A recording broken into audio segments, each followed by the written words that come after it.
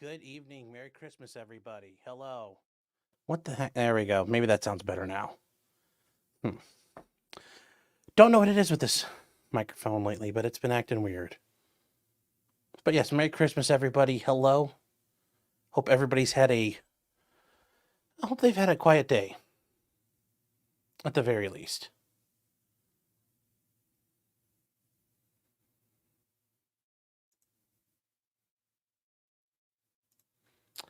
Um, so, guys, yes, welcome to the Christmas stream. And yeah, thought we'd just be able to relax, hang out, have some fun. I don't know if we talk about things that come up, but there's no real specific agenda for tonight. So, as long as it's within YouTube's terms of service, we can definitely do it.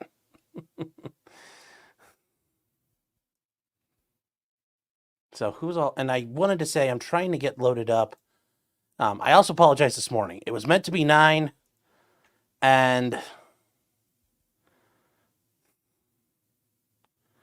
I know I'm running a little. Well, I ran really late because initially I said 9 a.m. My bad.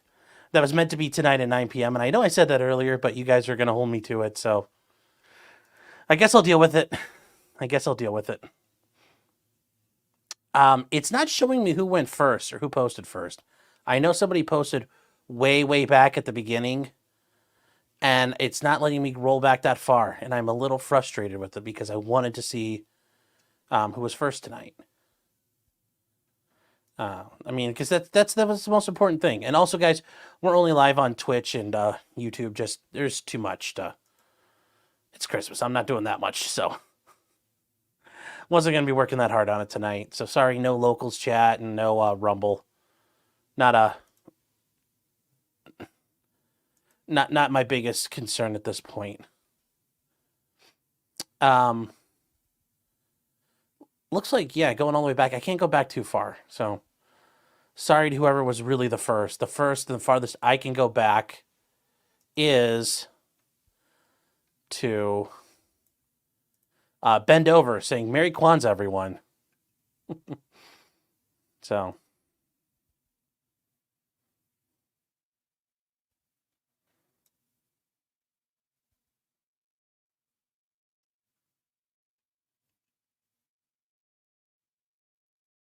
let's see. How are you guys doing today? Amy says, please don't post lies in the chat. Santa is real. Fair Frozen, yes, I'm going to get to that. We do have a super chat from way at the beginning at 9 o'clock, almost 12 hours ago. But it's still spicy hot for $50. Thank you so very much. Saying Merry Christmas. I hope you and Mrs. Potentially Criminal are having a lovely Christmas morning today. Pet your dogs and tell them they're good boys. And they are. They definitely got pets, and they definitely got to have some nice treats. And remember to arm the Tannerites for the soulless feds working today. They too need a present. Yes. The feds are always deserving of surprises. Thank you so much, Fair Frozen.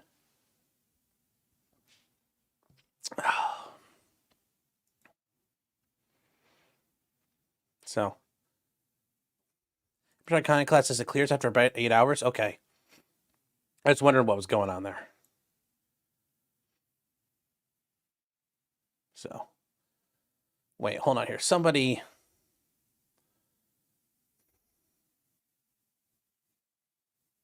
saying they thought I was better. Yeah, hold on here. Obscure Destinations earlier this morning. I thought Sean was better than this. Well, I got news for you. If you haven't figured it out by now. So, I got news for you. Shipiko says tweaking on Twitch. Oh, very nice.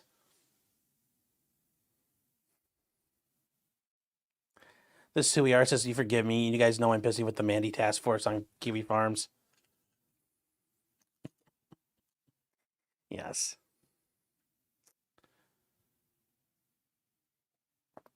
And Ag's right. Yes, I got news for you.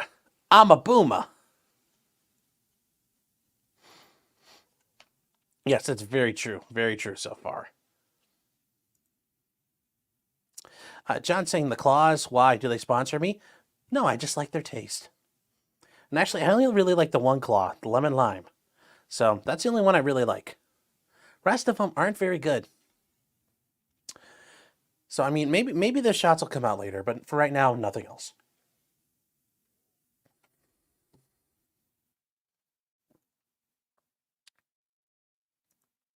Stormcrow says I'm in a happy mood. My 3D printer's working again. I figured out why my models keep failing. Oh, good. Good. Nico select the can. Okay, hold on.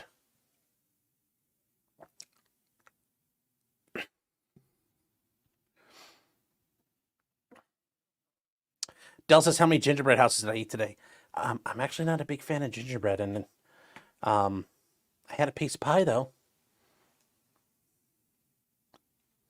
So, kind of there. Zero Flex says, oh, I can't wait to see what Sarah Boone unwrapped for me today.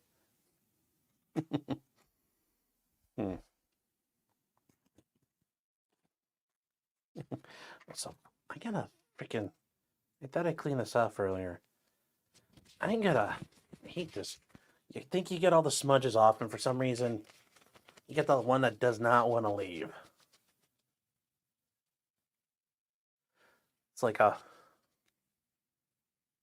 white farmer in like South Africa does not want to leave, no matter what. So that's why you respect it. God. This is why it's always good to have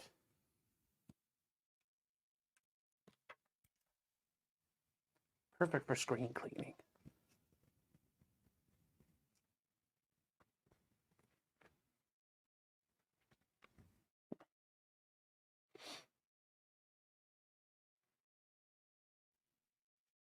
So, Dell's saying, what happened with Joe and Mandy? Did he enter the ring? Yeah, Mandy called in. So, it's there if you guys want to listen to it. Mr. Squiggle says it's a cum stain. Well, that's some pretty tough. It's a pretty tough comb. Some tough comb. Blade says all the family's left for the night. This is an excellent surprise. Well, I'm glad. Yeah, I did send out some invites. I'm not sure who's going to be able to be here. Some people might show up. Some people might not. If it's just us, it'll be just us. There is a special guest who will show up that I know for sure is going to be here because, well, I can walk down the hallway. So, yes, Mrs. 2.0, future Mrs. 2.0 will be here. So I do know for sure. I can guarantee you that. I can guarantee you. Actually, hold on here. I want to make sure. Did this link work?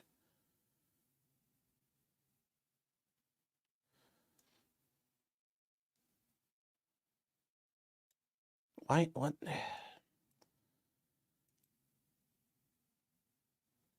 Sometimes YouTube.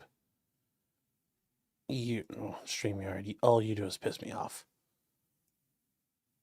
Sometimes it's all it does. Frustrating to no end. Does she have a deep, sexy voice? Mandy or Mrs. 2.0? I mean, you know 2.0. She doesn't. She has a sexy voice, but it's not deep and sexy. It's just sexy. Del says Eric July incoming. If I had him,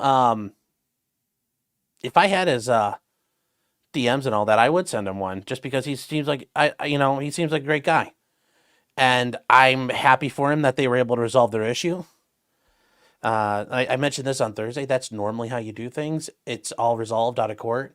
Everybody sits down and says, let's just take a deep breath and figure this out. And I think they all came to the conclusion that they were getting jerked around by everybody else.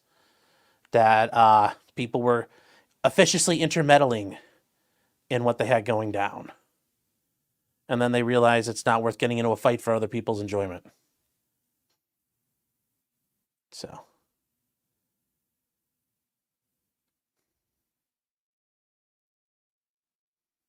Ray says, I sent the link to her. No, I did not. No, I did not. Carlos says, did I get a squad DLC for Christmas? No. No. I mean, all the DLC now is like, skins and things like that, where it's slowly becoming Counter-Strike. It's very so ever slowly, but no, I did not. I haven't played a lot lately. I played like once. I played like one round. It was like half a round. I think on like Wednesday night or Thursday night. and I don't know, just wasn't into it. So,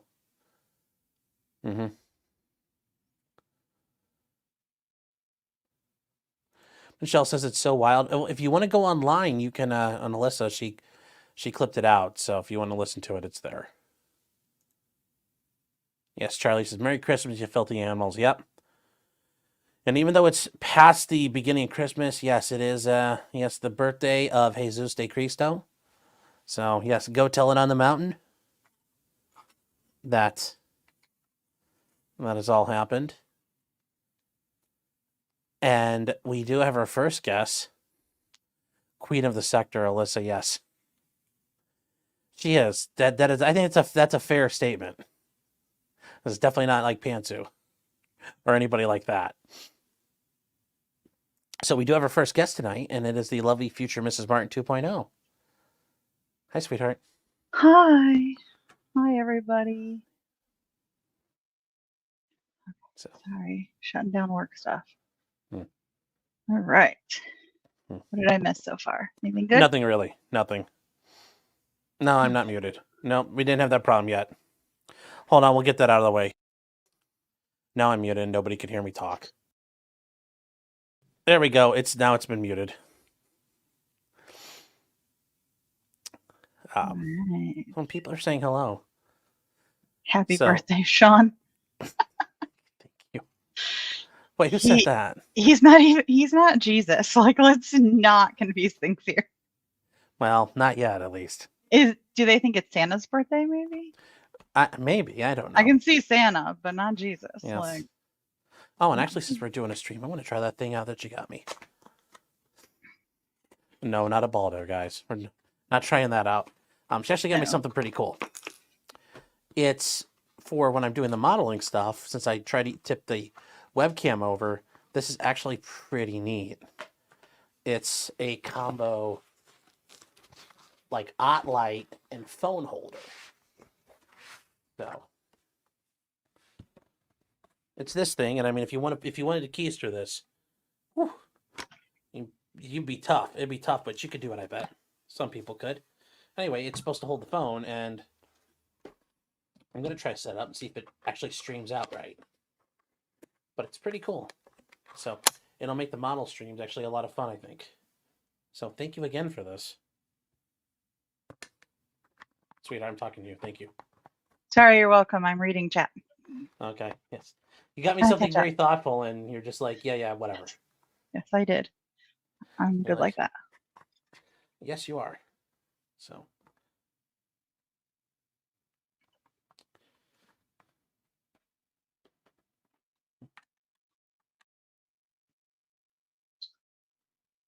Let's see if this thing will work.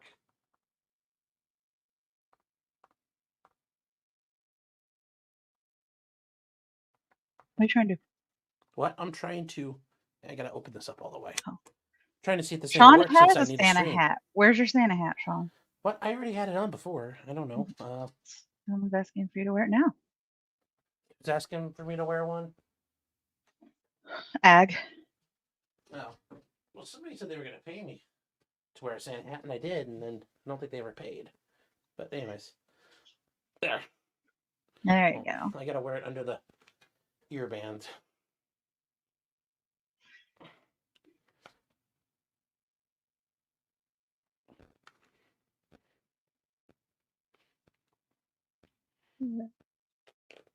There.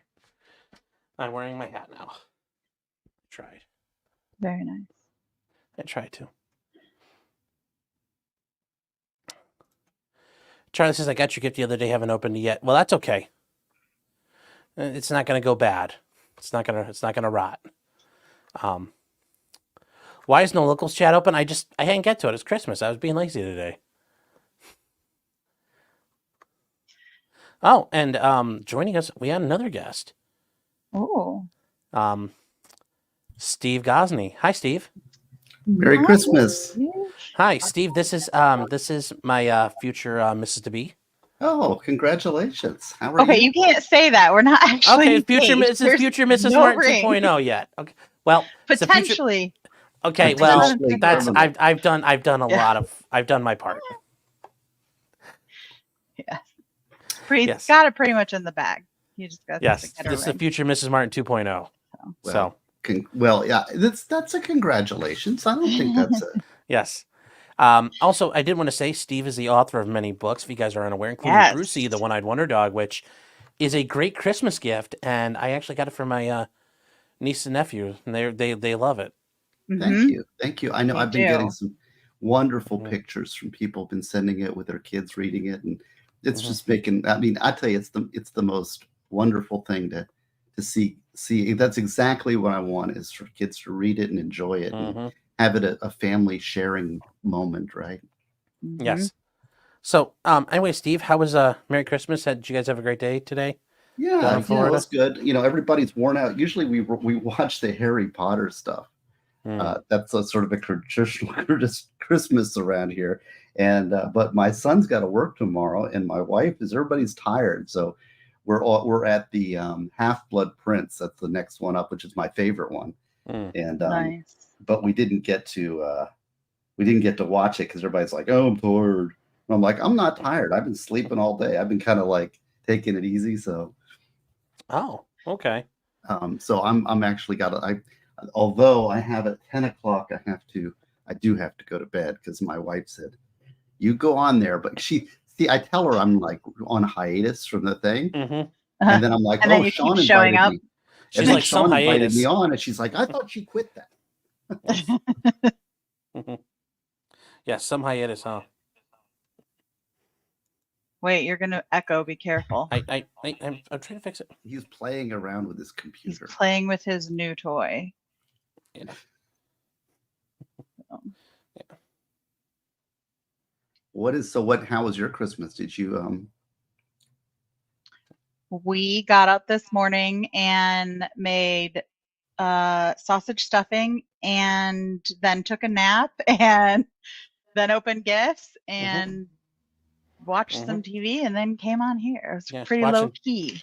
Watch Dr. Death. It's this guy in Sweden. There's a new creepy. season. Yeah. There's a new season out. Dr. Death? That doesn't sound very Christmassy. No, well, it was not. Well, no, we watched Love Actually last night, so we got that out of the way. So we I'd never seen it. This is my first time seeing it. We maxed out the Christmas stuff. So now, are you guys in the same location, or are you? Yes. Yeah, she's yes, down the his hall. office is right there. That's pretty cool. Yeah, we've been anyway, yeah, so I'm off for the next week, and I'm actually been writing a lot on my fantasy novel. Oh, so nice. That's what I've been doing. I've been kind of inspired, and my stratagem has been playing out correctly, because when you stream, you're always thinking about streaming, and we men, if you don't know this, which women know, we are like one thing at a time, right? Yep. Women can like do 5, 10 different things in once, and like they've got this organized. They know how to organize like lots of confusion. Men are like, okay, I got to do this. And when I'm thinking about it, it's like, okay, I've got to think about Brucey, or I've got to think about my fantasy book, right? And when I'm streaming, I'm thinking about streaming, and I'm not thinking about my fantasy book, so I'm not getting my writing done. So, therefore, it's a good time to take the week off. I wrote like 3,000 words yesterday, so it's crazy. I'm at about 35,000 words right now. Will this be your first like fiction? Well, yeah, that's a good question. Because I know you've had other like lawyer books, right? And you've got Brucey. Lawyer books are all nonfiction. This book is mostly true. It's a novelette. Brucey is mostly true. But yeah, I guess this is probably my first real fiction. It would definitely be my first fantasy novel. You know, a lot of this is like bucket list stuff. Yeah. So I want to do I love fantasy. I love fantasy novels. So I want to write my own fantasy novel. And it's actually a trilogy. It's actually going to be 3 books. And I've got it kind of the story arcs, and I'm developing it, and then I'm going to write it all and then release it 1, 2, 3. And I'm going to have it edited. I'm going to do it right. You know, Sean knows when I do something, I do it right. You're going to do it right. You're not going the George R.R. Martin route, huh? like my Martin. See, they're like I said, the George R.R. Martin part. You're not going that route and not getting it partway done, and then everybody's waiting on the last installment of the Game of Thrones series Well, because I don't people are know what waiting on you're- them. Oh, so George R. R. Martin, the guy who wrote Game of Thrones, he still hasn't finished the last one yet, Mm. and he keeps Well- on taking forever. Yeah, I mean, the thing is that I thought about it when I wrote the Mhm. story arc. I have a very clear idea what I want to write in the book. Mm-hmm. It's doing it that's difficult. I mean, writing, well, you know, as a lawyer, Mm-hmm. it's a technical writing field. Mhm. And I'm always challenging myself. Like I wanted to write academically, and then I wanted to write a children's book, and I wanted to Mhm. write this, and so then it's expanding. And then now I want to write creatively. So, and the Summer Friend was actually sort of my nose under the tent to kind of get in there to sort of. It's a little bit fictionalized, enough to get the characters going. But Lamplighter is the John C. Wright. I had interviewed him a couple times. He's a really good fantasy science fiction author, and I interviewed him a couple times on my channel. And his wife is also an excellent writer. So she gave me this course on how to write fiction and it's really cool. Nice. So I've been following these, and it's fun. I mean, it's an escape, really, what it is.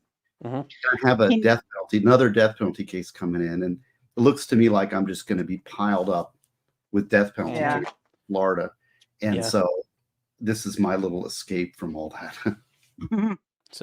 So how is it a combo of sci-fi and fantasy, or No, it's real hard fantasy. It's hard dragons and magic and druids Dragons. and things. Yeah. Nice. Very I'm nice. science fiction. That's really, I mean, that would be tough writing a science fiction. I will say that I'm write a low fantasy. I don't know what's a low fantasy. You know, I just got done reading Ursula It's midget McEwen's based. Earthsea Quartet. I don't know if you know her stuff. You read fantasy future, Miss Martin too? Not really. And She she reads was the dirty books sometimes. I don't. I actually don't like those. I am more of like intellectual thriller books. Oh, interesting. Like, give me an example of that. So Frida McFadden, I really like her. She's one of those authors where, you read it, it's an easy read, and you think you have it figured out, and then there's a twist at the end that you had no idea was coming. So I like those. Some murder mystery, just depends on, what's out, what's good these days. But Well, that's my wife likes all those murder stuff, and she's Yeah. been reading the Cormorant Strike series. Are you familiar with that? Mm-mm. That's No. Harry Potter's author. What's her name? Oh, Rowling? Yeah, J.K. Rowling. That's what she writes now. She writes this fantasy. It's like Is it under her name or her pseudonym? Because I think It's she her has a pseudonym. pseudonym too, right? Yeah. and it's also done on TV, and she really likes it. J.K. Yeah. Rowling, and I forget what the name of Galbraith, I think, is her pen name. And Kimbo's got it right though, an intellectual thriller. they solve the mystery. True. Um, True. Merry Christmas, all my chat folks. Nice, you had a nice chat here. Anyway, thank you for the invite. I just happened to have a little spare time here, and I'm like, well, Sean invited me, and look, I get to meet the future Miss I Martin. know. Yeah. Yes. Well, thank you for stopping by, Steve. We appreciate it. And, taking that time out of your writing, which, sounds like you're not going to, you're going to be spending a lot of time working on, coming up, working on the death penalty stuff. So I appreciate you. Yeah. I'm I'm off for the next week, and I'm just going to be doing. Happy New Year. Yes, thank you. And I'm just going to be writing I'm focused on that, and not streaming, just focus on that. And so that way, it's fun, it's this little escape. And it's fascinating. I mean, it's really an interesting intellectual exercise to play these characters out and kind of breathe life into them, and then they interact with each other, and then like the levels of like the depth of the character. Okay, who is their father? Who's their grandfather? Do they have siblings? Who are their friends? What are the different dynamics? They call that world building. And where are they going to go? And what does the world look like? And it's really, how does the magic system work? And I think it's much harder than nonfiction, but I'm Yeah. sort of a reality-based guy, so. Right. So are you doing like the whole, like story mapping and then all of that, or some of it just kind of as you're writing, you're like, oh wait, now I got to stop and think about this because I've made this turn. Right. Well, that's a good question too. I have an arc of a story, Mm-hmm. and then I have scenes. Just listening, sorry, family. I got business going on over. And then I have scenes, like some very visual scenes that I want to have happen, things that I want to have happen that Mm-hmm. are dramatic, kind of climax peak points. And so I've Sure. written some of those peak points within the novels, right? So the way it moves. Yeah. And then I've charted in there how the characters get from here to here to here, right? But then it's like he travels from here to here or something. There's a Right. filler point. So right now I've got several of my scenes written, some of the characters developed. I have how their path goes. But now I'm sort of having to fill in, and like what I've done recently is added a new character from the beginning. Oh. And now that's difficult because, like, okay, how do they play? Because I thought it was a little too simple, and I wanted the world to be a little more depth. And with this new character is now really involved in the city politics, and so now there's all these politics lines, and it's really. I'll show you. We got over here. Like I have a map. I drew a map of my world. Oh wow! Oh, See? Yeah, that's nice. Very So nice. then you can okay, he's going to go from here to here, and to kind of get an idea of what the world looks like. So you're not just saying, "Oh, he traveled far," and then you're like, "Wait, that seems way too far," or well, I was going to say, it seems too short. Is she's amazing because there's not a lot of fighting in those books. She was an early feminist author.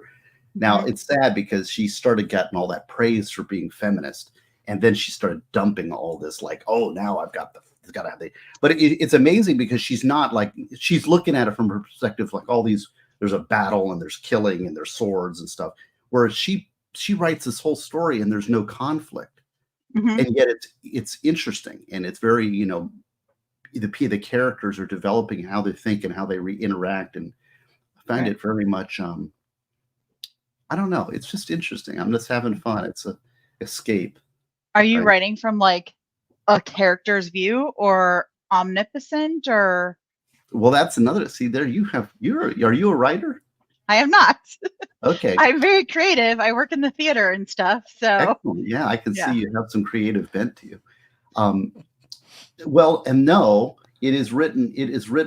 I mean, that's part of it is writing past tense active voice is difficult because as a lawyer, you're writing a lot of passive voice. ly words are frowned upon. Too many descriptors are not relevant. Whereas it's exactly the opposite in fiction. You want to really make it come alive. So I'm having to learn some new vocabulary and new writing tricks to make it visual and interesting and appeal to different senses. But it's a long time. I've got a lot of work to go. I've got about 35,000 words, and I don't know. I'm a long way to go. I'm probably. You have to allow yourself to be subjective instead of objective. Yes, and I'm not going to push it out until I have something really good to offer. Yeah. No, I was just letting you two go. You guys are doing a great job of kind of running this for me. So isn't that nice? That's the thing about guests, you know? Yeah. Well, especially good guests. Yeah. Well, you married one of them. So that's a good Not guess. yet. I will be. Well, okay. I will be at some point. Well, you announce these things. Yes, thank you for all your nice chat. They're being so welcoming and looks nice. Yes. Yes, I haven't had a haircut in a long time, nor do I want one. You don't have to worry about it till you go in front of the court. You have to go make arguments. And I'm an appeal, so yeah, I don't care. Yeah. And actually, my next oral argument is going to be the Florida Supreme Court. It's in my death penalty case, but the state hasn't even filed their answer yet, so that's probably it's going to be a while. Yeah, 4 or 5 months from now. So. We got a super chat I got to get through. Bad Weather Biker for $10. Thank you. Is saying I got a Scout scope optic and mount for my Yugo SKS. Got it sighted in today.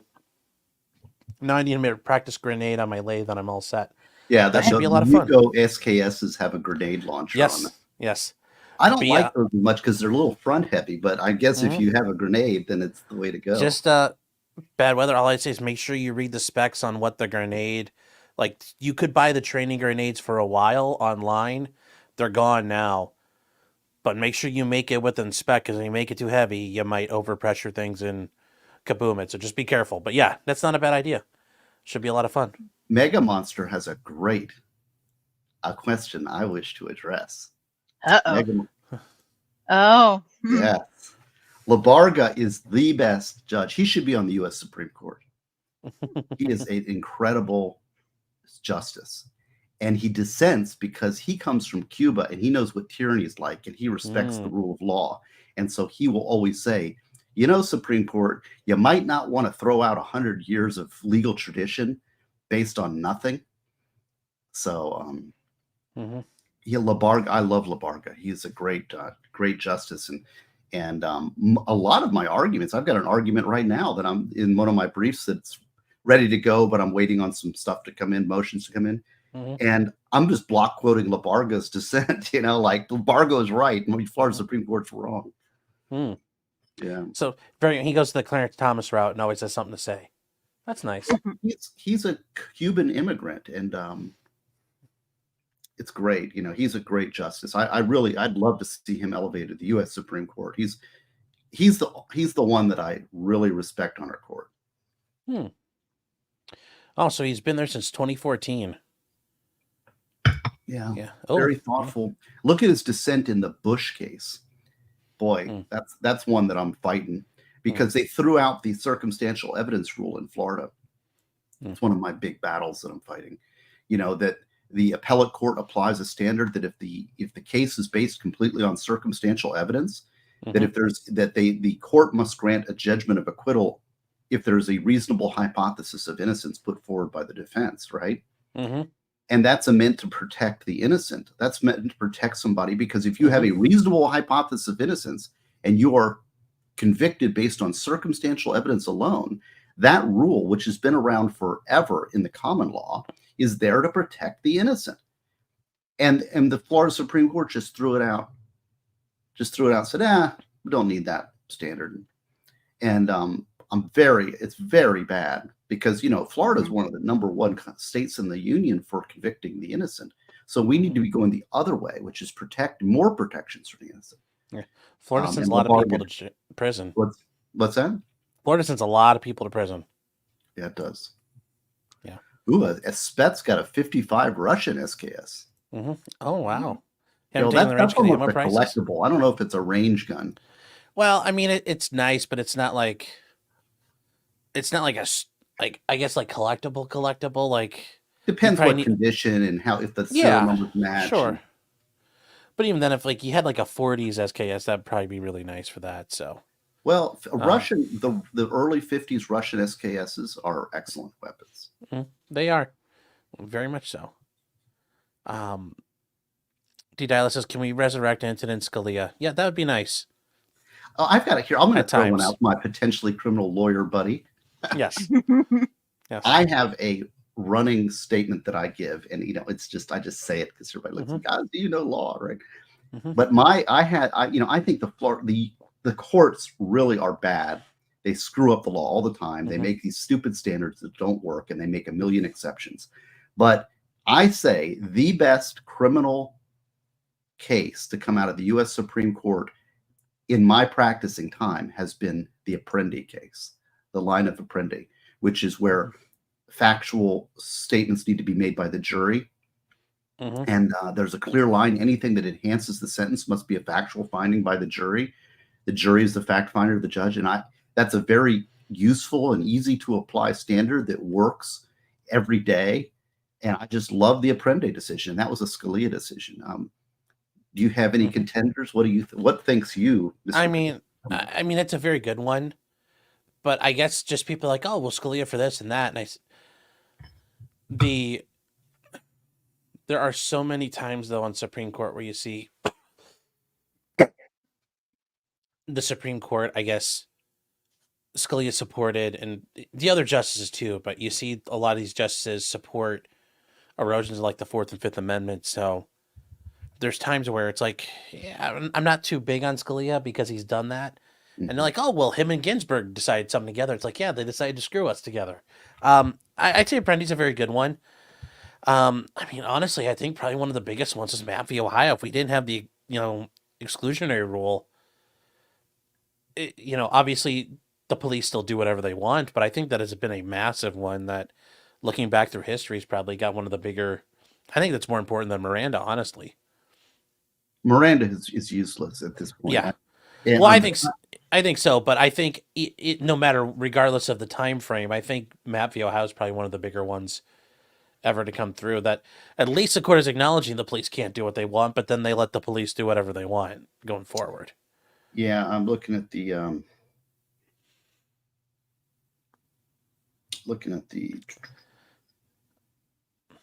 warrant. One of the. I gotta look at my book here. Mm-hmm. Oh. Let's see. Yeah, 131. I always got to refresh myself. I write to think, because the good faith exception completely guts the exclusionary rule. Mm-hmm. It does. And so there's the paper that chapter 130 or good faith exception to defective warrants chapter on here is a way to try to pull out from that line of cases, basically undermining with the good faith exception, just completely eviscerating that standard of the exclusionary rule. I basically tried to recover something from that case. What is the case? It's the U.S. v. Leon. Well, Leon, but then there's the Herring case. Yeah, Herring v. U.S. Mm-hmm. If you look at that case, they really narrow the exclusionary rule. But I think that if you apply Herring, if you look at Herring, there's an objective test out of Herring that should be used. But sadly, I think that was one of my law review articles that really should have been picked up more. I would really like to see, when I have an idea, occasionally I have an original idea. And when I do, I think, I put it to writing and I try to get it out there because I think it's a useful thing for the practicing attorney, and courts should pick it up. But I haven't seen it cited a lot in the Westlaw, my articles. Yeah. Well, give it some time. I think they will be. You never know. I don't know. You just put it out there and see what happens. I wonder if people even read anymore. I think that a lot of these young lawyers, they have Google and they Google it and they use Wikipedia, they cut and paste, and that's their extent of their law research. A lot of them are using ChatGPT now too. So yeah, it's just a disaster. Yeah. If you guys aren't aware of what Leon was the idea that if the police, well, the warrant may be bad, but if the police, Detective A can go get a warrant, but then he gives it to Detective B. Well, if it turns out Detective A lied, as long as Detective B thought it was honest and he tried real hard, he's just a good boy. Well, whatever they find, they were relying on it in good faith, and that's the good faith exception to the exclusionary rule. Yeah. But the problem with that is judges misapply Herring, and what they do is they say, well, they think it's subjective, so they say, well, Mr. Cop, were you relying on good faith? And then the cop says, why? Yes, I was. And says, well, who am I to question this cop? He's a good actor. He's a good guy, right? And so it just gets so you never get exclusion. But yes, it becomes a shell game of intent. But the problem is that's not the proper application of Herring. What they're saying is deterrence. The conservatives on the court, now the liberals are much broader, but the conservatives on the court are saying the purpose for the exclusionary rule is deterrence against a police agency. And so my argument is if deterrence is the rationale for the exclusionary rule, then the test should be one of proximity to the warrant. So if you have the same agency that seeks the warrant and does the search, then the exclusionary rule should be in play.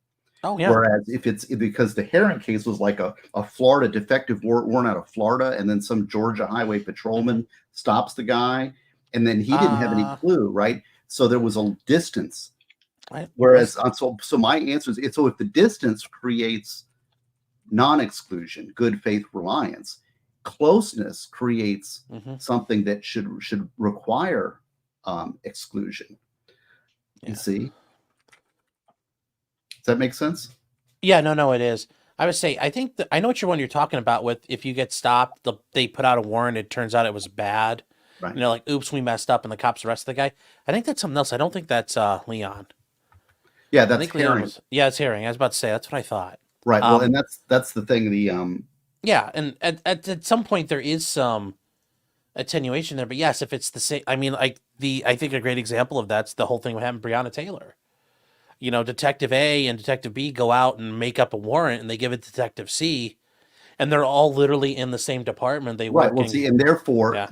and the other thing is it's Mm-hmm. objective, and it's Mm-hmm. discoverable by defense attorneys after the fact. Mm-hmm. Yes.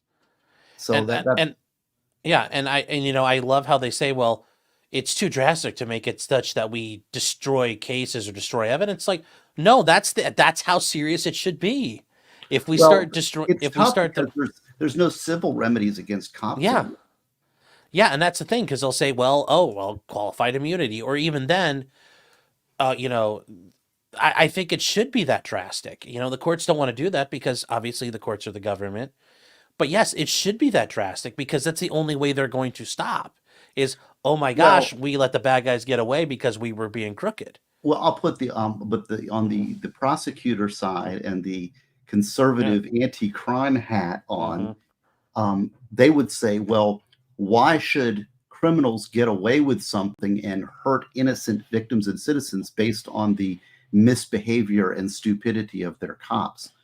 So this is why the conservative rationale for the exclusionary rule is exclusively deterrence. And if it is deterrence, then what matters is proximity between the warrant and the service. Like what you're talking, the example you're talking about should be subject to exclusion, not this subjective intent of some cop who thinks he's doing the right thing. That's not measurable, nor is it objective. Objective tests are much more are much fairer. They're less arbitrary. And one thing I've learned by writing is that I am very much in favor of objective tests whenever possible. I agree. Yes. And I get what you're saying there when somebody would say that, well, you know, there's a argument there. Well, why should the public suffer? Well, that's where the public needs to, this is the basic heart of civic governance. Your police suck.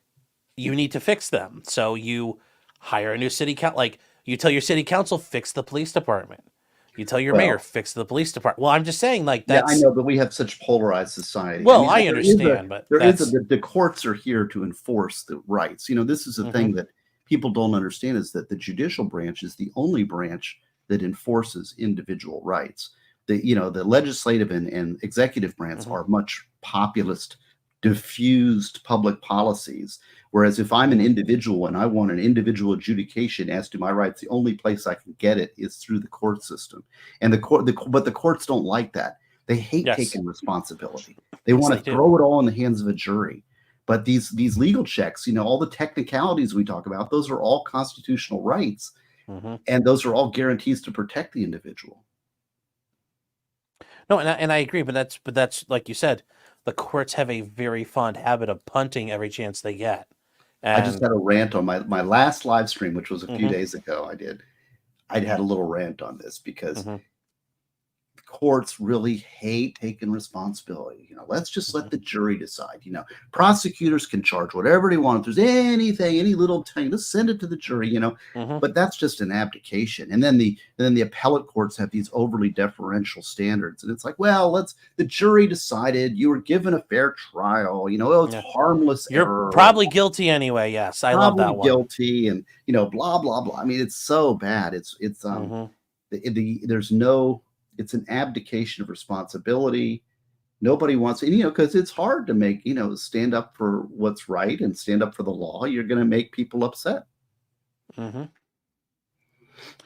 Yeah, no, and that's the thing. They don't want to be, they're politicians at the end of the day too. Most judges are elected, so they want to keep being elected. And if you get known as the judge who, he lets criminals walk free, well, that's never a good look. Even though that's not necessarily what you're doing. You're holding the government to the standards that are out there, but we have completely overpowered our prosecutors' offices. Oh yes, we have. And it's just, I don't really, And I'm as pro law enforcement, pro law and order. I am not for this bleeding heart stuff. But on the other hand, there has to be protections for accused people. And our Constitution has meaning. And seeing the way courts have whittled away our constitutional rights. Whoops. Oh, I think she had to step out for a second. I'm not sure. Oh, okay. I hope I wasn't dominating. I'll No, you're fine, Steve. I'm okay. It's my show, so. Yeah, I know, but this is, I mean, come on. I'm not marrying you, That's okay. Well, that's all right. It's all right. It's all right. She hasn't Nor thrown do I your wish shoe to. at me or I mean, do something. I have to say it? It's like, you're not my type. Oh, Yeah. hold on. What'd she say? You all right?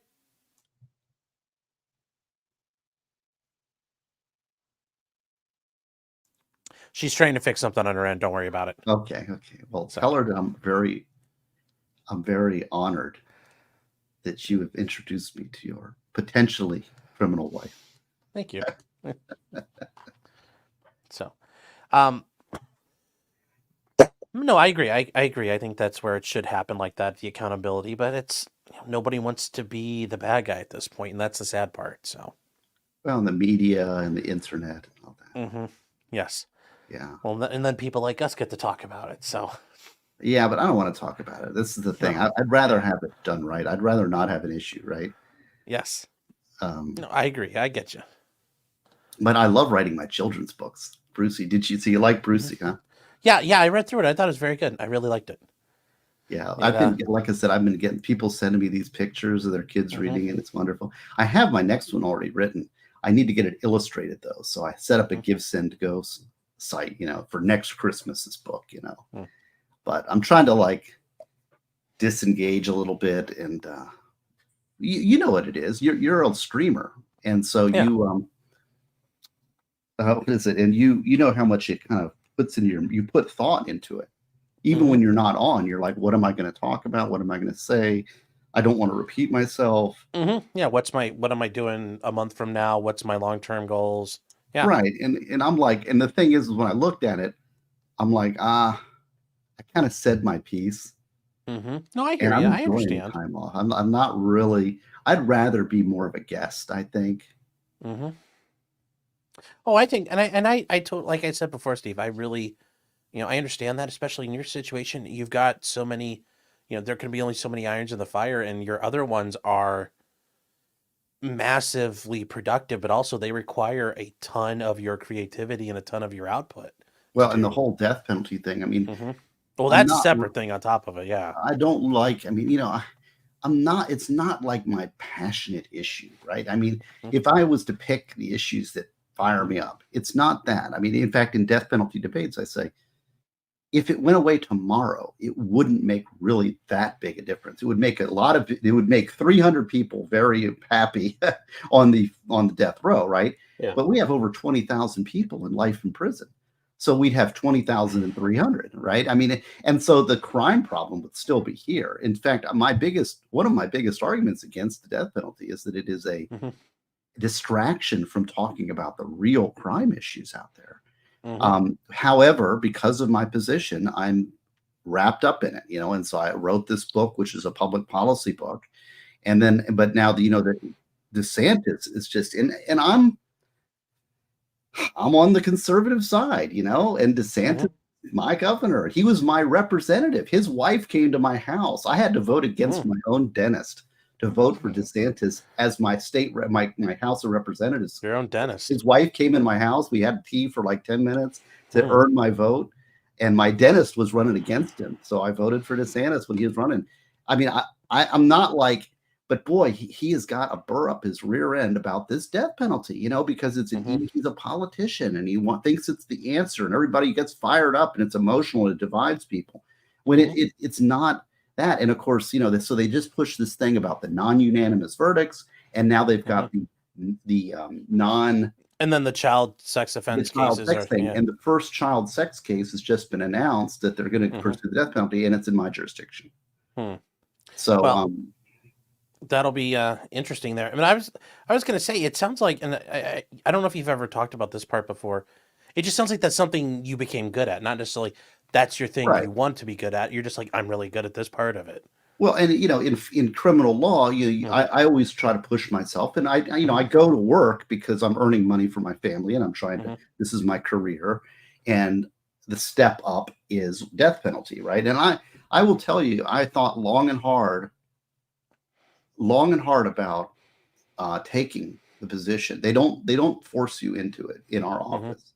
They ask who's interested, and then they tell you, because they give you a big bump up in pay, and it's it is kind of the mountaintop of criminal law, and nobody else. There's not many people that can do it. Another argument against the death penalty is that it's so complex and difficult that it kind of takes a very unique person to litigate these cases and to appeal these cases and to be involved in it. And I will tell you, psychologically, it is still difficult. I almost every day, I question whether or not I should even be doing it.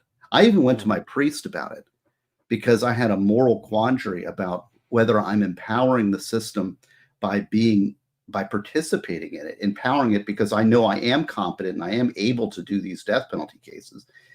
But am I empowering? It's like the Polish prison guard, of Auschwitz. It's like, well, I'm just checking the door. I'm not doing it. I'm not killing anybody. Yeah, but am I empowering the system by participating in it? Are you making it worse by making it stronger? Right, and so I don't know. But my priest gave me gaps. He says, well, and I said, well, but we've got these big mountains to climb, like knocking out. Because what DeSantis is doing is directly against Supreme Court case law. Yes, and ultimately the Supreme Court's going to say, no, you can't do this. Well, I hope so. But that's up to me to set it up for the U.S. Supreme Court to argue it properly. So he's like, well, so that's kind of my goal for the next. I'm 10 more years in practice, and so that's kind of my goal. My priest said, well, you're well positioned to do the best you can for your clients, and but it's also very. I'll tell you, it's a very hard area of law to deal in. I don't know. Have you ever had a really grisly murder case? I may be involved in one fairly quickly. So, yes. There's certain psychological things that you got to deal with. When you're dealing with your run-of-the-mill murder case, it's like drug dealers shooting each other. There's a psychological game that you can play to protect yourself. And that is, well, they're drug dealers. They shouldn't have been on the street, right? But when you've got like hammer attacks on 2-year-olds, and the viciousness and basically the death penalty cases are usually, not always, but usually they're the worst of the worst, right? And it's hard stuff. So, and psychologically that affects you. I would say that I couldn't have done it before I became a Christian because, I talk about the armor of God in Ephesians, that when you have faith, you can kind of journey through that valley of evil and come out the other side clean. And it does have a protection, because if you don't have faith, it can really, the evil can stick to you as you're traveling through it. It's hard to explain, but it's hard to really explain. That's kind of what, it's, I don't know. I'm just talking. No, no, I understand what you're saying there. And some people, it kind of goes when people ask, like, how do you make sure it doesn't follow you home? Because that's the thing. This can follow you at times. Yes. And it's well, like very... I said, I still have questions. Like whatever, when I'm at work, even though I'm coming into, this is going to be my third death penalty appeal. I think third or fourth. I forget. Yeah. Anyways, I'm coming into, I think, my third death penalty appeal, and it's like, it comes home with you, and that sucks. Yeah. So Two Scoops saying, does that mean I might be involved in a murder case? Am I going to be a victim? Well, she's future Mrs. 2.0 is not supposed to kill me yet. I've come. Well, no. I've come to the conclusion, and this is still my suspicion. You think I'm his handler? Yes, I think the Fed sent her to me to make sure I stay out of trouble. Stay controlled. Yeah. Yes. So that's her job, is to keep me placated. That's a big job. That's a full-time job right there. That's why that's her. It's a deep cover job. So, but no, I'm not going to die yet. Yeah. The raid's not scheduled anytime soon, I don't think. So. Yeah. Well, I do have a little PTSD, but I got it from a trial I did. Yeah, and we had a nasty prosecutor and a nasty judge, and I was actually brought in because I'm actually a board certified trial guy, and but then I do appeals. I've done appeals mostly, and that's where I'm assigned now. But I was brought in to kind of confront this judge because he was abusing our defense attorneys. And we have one of my friends who's one of the sweetest, most intelligent, brilliant attorneys. She's the kind of defense attorney that if you're a judge and she's in your courtroom, you should be kissing her feet because she's so calm, rational, and thoughtful, and she's just a great defense attorney. And he's abusing her, and so I was kind of brought in to discipline that case. It's a hard case. It was an actually, they say, how is it representing the guilty? That's easy. Representing the innocent is hard. Yeah, those are the ones that. Yeah. Those are the ones you don't sleep well on throughout the case. Still to this day, and that judge, he sicked the bailiff on me, and I mean, it was a very tense courtroom. It was a week-long jury trial. It was just the worst case. Did you walk in there like, all right, judge, let's go, shackle me up? Well, yes, actually, they I didn't know this until after the trial was over, but they had the public defender's office had a team of people ready to go down and camp out at me at the jail if he held me in contempt while they walked the cert petition or the petition and the writ petition to get me released. This judge was so nasty. He was a jerk. And his name was Judge Wolf, by the way, Putnam County. The late Judge Wolf. I was going to say, it sounds like he's not there anymore, but yeah.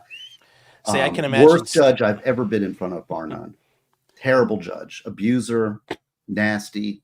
And I practiced, and the other thing is I practiced with some of the best judges. In St. Johns County Courthouse in St. Augustine is named after Richard O. Watson. It's the Richard O. Watson Courthouse. He was the greatest judge I've ever been in front of. He was so perfect. He was like the model judge. I mean, he was like my mentor. He took me under his wing, and so when I went in this other, I'm like, I couldn't believe it. I'm like, what is it? Somebody who's a smart lawyer, who's a smart judge, who's nasty and abusive and unfair. That's a bad combination because they know how to screw you. Yes. Well, anyway, I was going to say more stories. Yeah, no, but I can imagine Steve in jail though. They come over like, Steve, are you doing okay? And you're just doing like the push-ups and it's like Cape Fear. You got the stacks of books and you just. Steve, you've only been here 20 minutes. I hate it when I say it, but I say, if I went to prison, I could do some writing. I could just, no distractions. I could just. Yes. You'd be like Sideshow Bob in there working in your autobiography.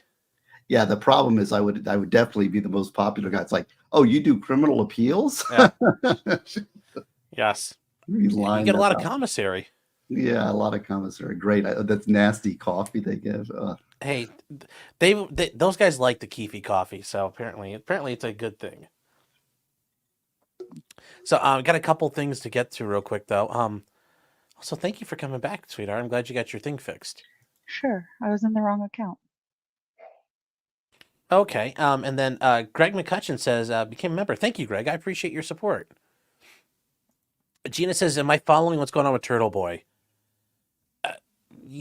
I'm not I know what's going on with him. I think he is getting way out over his skis, and I think he's a guy who runs a YouTube channel, and he's covering a murder case up in Boston, and he's trying to do the whole, I'm a journalist. But when he's doing his journalism, he's also got like the entire city, it's not the entire city, but he says, hey, I'm going to go confront this, witness in a case, but I'm bringing like 40 yahoos who meet me up on the internet there. He's really, if he's trying to be I just think it's not, if he wasn't a journalist, the other, you'd be arrested for doing it. But I think he's wrapping himself up in the cloth of that, and I don't think he's doing it the right way. Yeah, I'll leave it at that for now. Have you seen these auditors?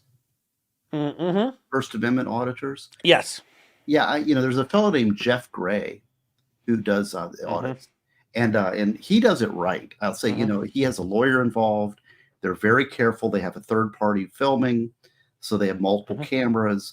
They've got the right attitude. They've got cool heads, and I think it's a valuable thing. But on the other hand, people that just self-appoint, you got to be very careful doing that, because the cops know all the little ways. And if you have a hothead, or if you say the wrong thing, there's, on the one hand, it's a service, because there's so many police that think that they're God's gift to the world, and they are the law. And on the other hand, that also goes for lay people who think that they're God's gift to the law, and they're going to be the auditor, and they're going to bring down the police force, right? Well, frequently when the auditors and the police interact, as I learned from a wise man when I was a young lad, said, it's a case of assholes colliding.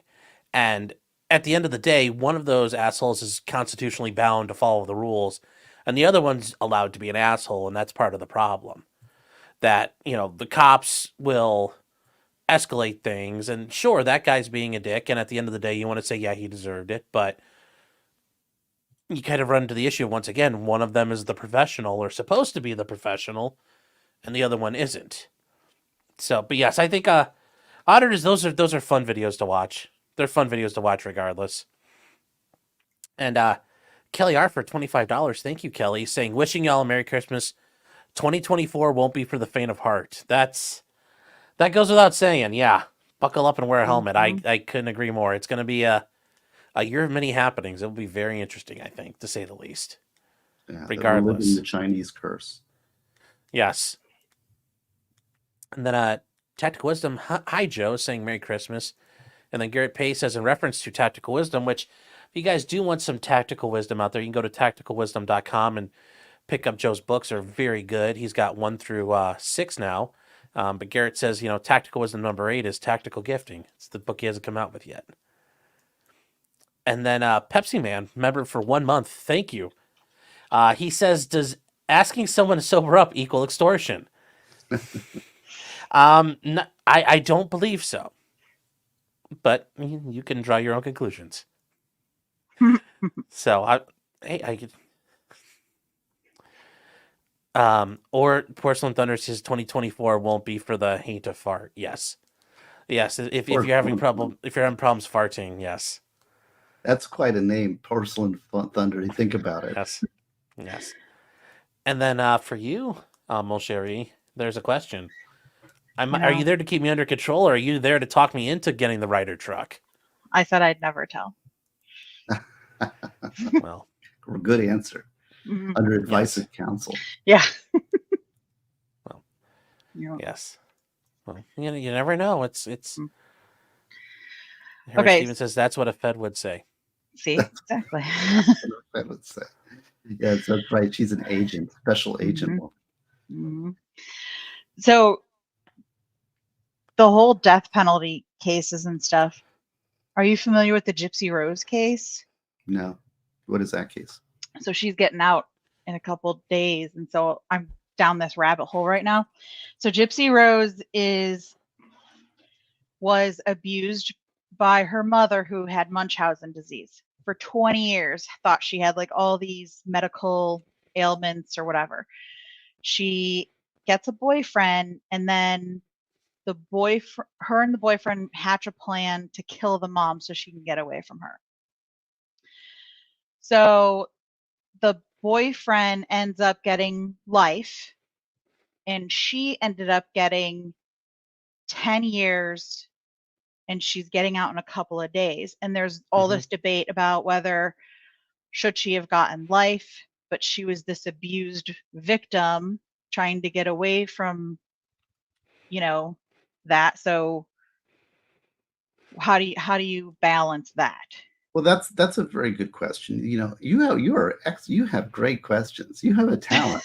I can see what Sean. You're a very thoughtful person. Yes, she is.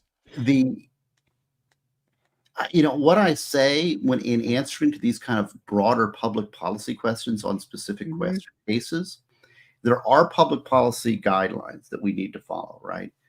But also each case has to be judged on its individual merits. And when we talk about judges and sentencing, You really need to know the very intimate details of the facts of the case.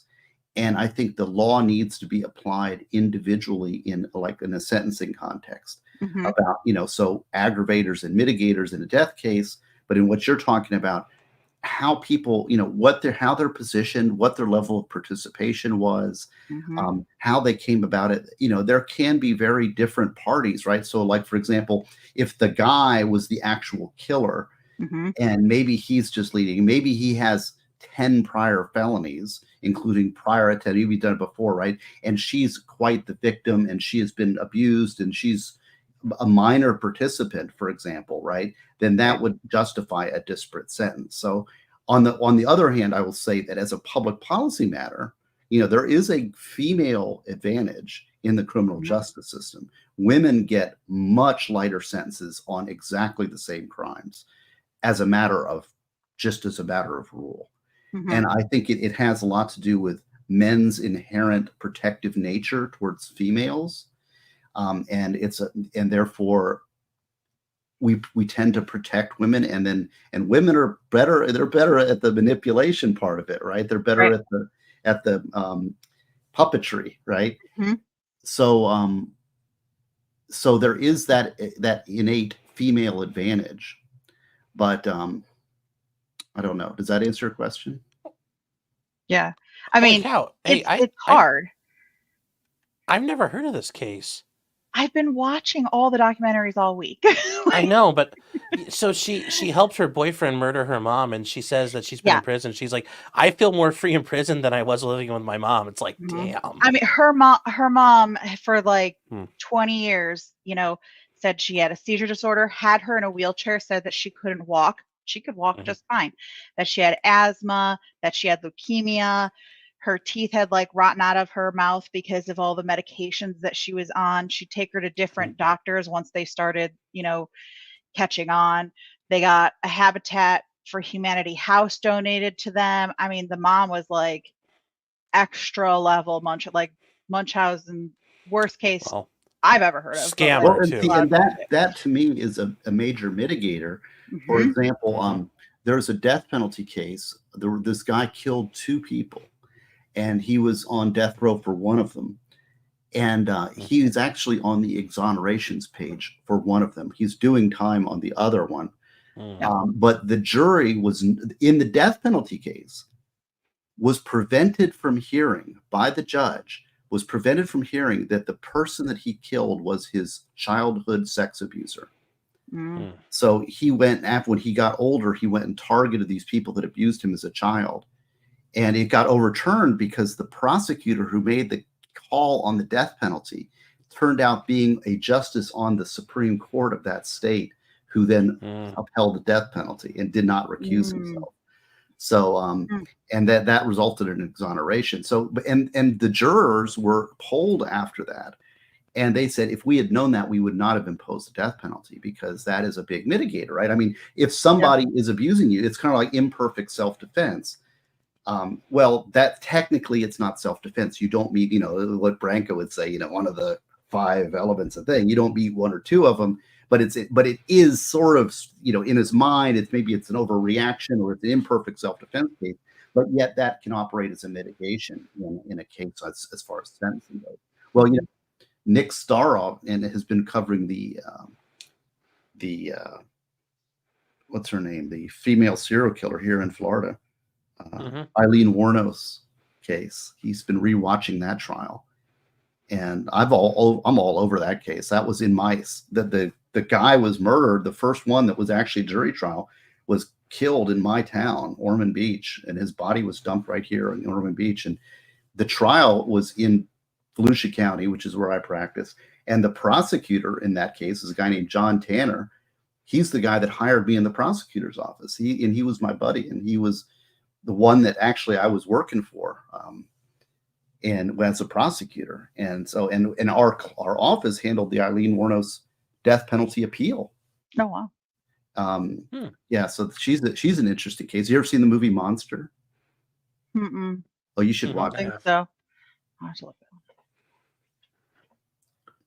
Is it like a made-for-TV movie, or was it like? No, it's like a real movie, like Charlize Theron and like Christina Ricci. And That's she a good won movie. an Academy Award for that, for Mhm. portrayal, because she's a really pretty woman, but boy, she uglied herself up for that role and did a great job. That's one of the an excellent movie. Excellent movie. Highly recommend Monster by Like is it from this year? no, No, it's way it's back. Oh. like 15 years ago or so. Oh, okay. Yeah, it's really good though. Yeah, the bar that she lived in was right up the street from my office. It's like, what is the Last Chance Saloon? She was nuts. Oh, 2003. I see. Yeah. Oh, 20 years ago. Okay, I thought it was. Yeah. Hey, I like Subarus. I'll have to look this one up. I got Subarus. I have Subaru too. You got got a a full Subaru? Subaru driver for that Mhm. film. Yeah. Yeah, I've got 3 Subarus. I had an Outback and I just upgraded to, what did I get, Sean? An Ascent. The Ascent. The Yes. Ascent. There's Yeah. only one up from Outback, and that's Yeah, it's funny because everyone thinks the Forester is, but it's lower. Like it's lower than the Outback. yeah. Because I was like, maybe I should get, more SUV-ish, and so I went up to the Ascent, and it's ginormous, and my feet really don't reach the pedals. So How do you like the Ascent? Because I have 2 Outbacks and a Impreza. it has 19 cup holders. Oh, I don't know that why you doesn't need make 19 cup holders. I mean, for the most part, I like it. I think we have the version that has a lot of bells and whistles. Which one do we have, Sean? I don't know. I don't know. You used to be able to get the navigation package with like the premium, and now you have to go up one. But anyway, so we got that version. It has like a lot of extra bells and whistles, and they're not necessarily needed. What I do like about it is the sunroof, moonroof is ginormous. It's like the whole, length of the car. It's really nice. But yeah, I mean, it's comfortable. the suspension on those cars, they handle so well. Mm-hmm. And they if you're in snow or rain or anything, Yep. like, oh man, I had a Chrysler, what is it, Town and Country, Mm-hmm. and when my son was growing up and I was minivanned out, and boy, that thing would hydroplane. Minivan. Oh my goodness, Oh. would hydroplane. And Yeah. boy, I've never had a Subaru hydroplane. Mm-hmm. Yeah, And I went to Subaru, had to have been like 10, 15 years ago, and I haven't turned back. I'm like, Subaru's they're a great car. So yeah, I love them, and I'm a fan. And like I said, the best car I've ever owned was my 2019 Outback. Now, I gave to my son, and now I've got a 2024 Outback. nice. So, yeah, I love them. Yeah. Sean has the Legacy, but it's the 2015, so it still has like the small system in it. My Ours biggest is, like, complaint is some of the ginormous. electronics features in it Mm-hmm. are a little, like, I'd like to be able to tweak and adjust some of these features. I Mm-hmm. have a You know, look on it kind of yells at you. I like the pilot, supervision kind of thing. Yeah. But it kind of gets a little tyrannical. There's And a couple, then- do you have the one where it like sees if it'll say like, put your eyes on the road. I'm like, we literally just looked both ways. Like, you gotta look both ways before you turn. Why are you yelling at me? Right. So yeah, no, I agree. Sometimes it's a little too much. So Hey, somebody, look at that. Yes, I'm a general. Rish, G. It's my favorite fellow W&L law general. That's right. People like, I have all these. I'm a W&L grad. I love Washington LE. It was the best experience of my life. I really loved that school. It was at the law. So I went to law school there and met all of my closest friends. Yes, Sweet Tooth Fairy Warnos was a death penalty volunteer. But so Washington and Lee was a great school. I highly recommend it. It's the only small school in the top 25. It's like all these other law schools are these big, huge, giant machine schools with, where Washington and Lee, they kept their entire law school was 360 students. So we were 120 per class. wow. And we got to know again, and there weren't, like, most people I talk to, they say, well, I went to law school and there were people there that shouldn't have been there. And, everybody there was just brilliant. And I remember my last semester, third year, second semester, 2 weeks before the final exam, my friend and I were studying for class, right? And we were looking at each other like, why are we studying for class? Like we got this in the bag. We know what the game is, right? And then and we show up for class, and everybody's at class, and everybody has every case briefed, fully briefed. Now this is the last week basically before the finals, before you graduate in law school. And we're looking around, we're like, now why is it like this? I mean, that's a pretty impressive thing. I mean, I don't know. Sean, you probably know. And so we thought about it. It's like, because we didn't want to disappoint our professors. Oh. And that was really cool. I really enjoyed law school.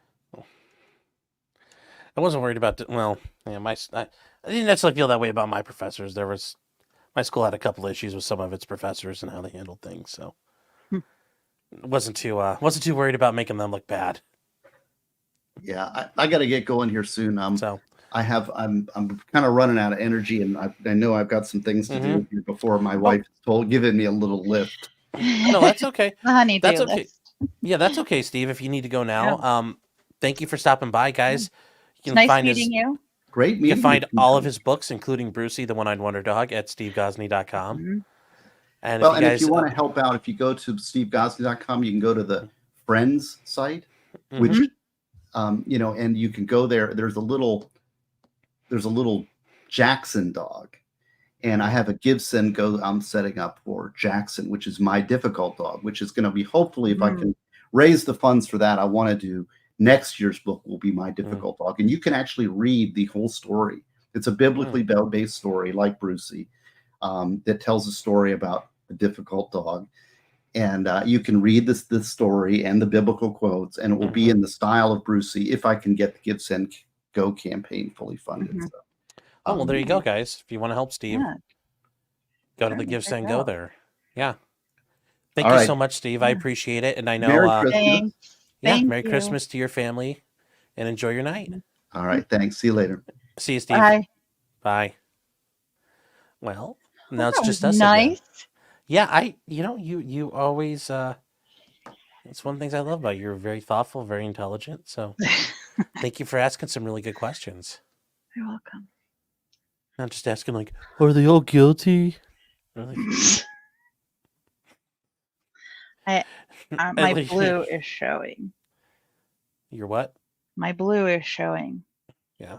Well, you know about that, right? At work, how they always say that? No. Because of the personalysis test we took. Oh yeah, I remember you telling me that. So I'll tell the chat real quick. So we all had to take personality tests at work because, well, we thought it would be fun. Well, somebody sold it to your company. Yes, sure. And they basically coded into like different colors. And everybody has all 4 of the colors. It just depends on like what mix you have of them. So if you could say it's a spectrum of colors. It's a spectrum of colors. And if you have a lot of red, then, red are people who make quick decisions. They don't have a lot of attention span. They're moving, go, go, go. If you have a lot of green, you're a list person and you need things done, black and white, everything in order, do not stray from procedure. If you are a yellow person, well, you're not these people, but if you have a lot of yellow, then you ask a lot of questions, but you need everybody to buy in. And then if you're a blue, you can make your own decisions, but you need to have all the information before you can make any of these decisions. I have a lot of blue, and we'll be in meetings and people will just say, Dina, your blue is showing. So I know I have to reel it back. But it was good, learning these because you learn how to work with other people. So my boss is red. He has a lot of red. So I am allowed to give 3 questions in bullet point form, and that's it. So I have to think real hard about the questions I want to ask him because I usually have 86. Sean is pink. So yeah. Lars says that they're like, we'll teach you exponential future technologies to change the world or some shit like that. Sounds about right. Mhm. Oh, Oh, see, egalitarian. She's got a lot of blue too. no. I had mostly blue, green, had a little bit of yellow, and very little red. Saban says he wants to make some play Magic the Gathering.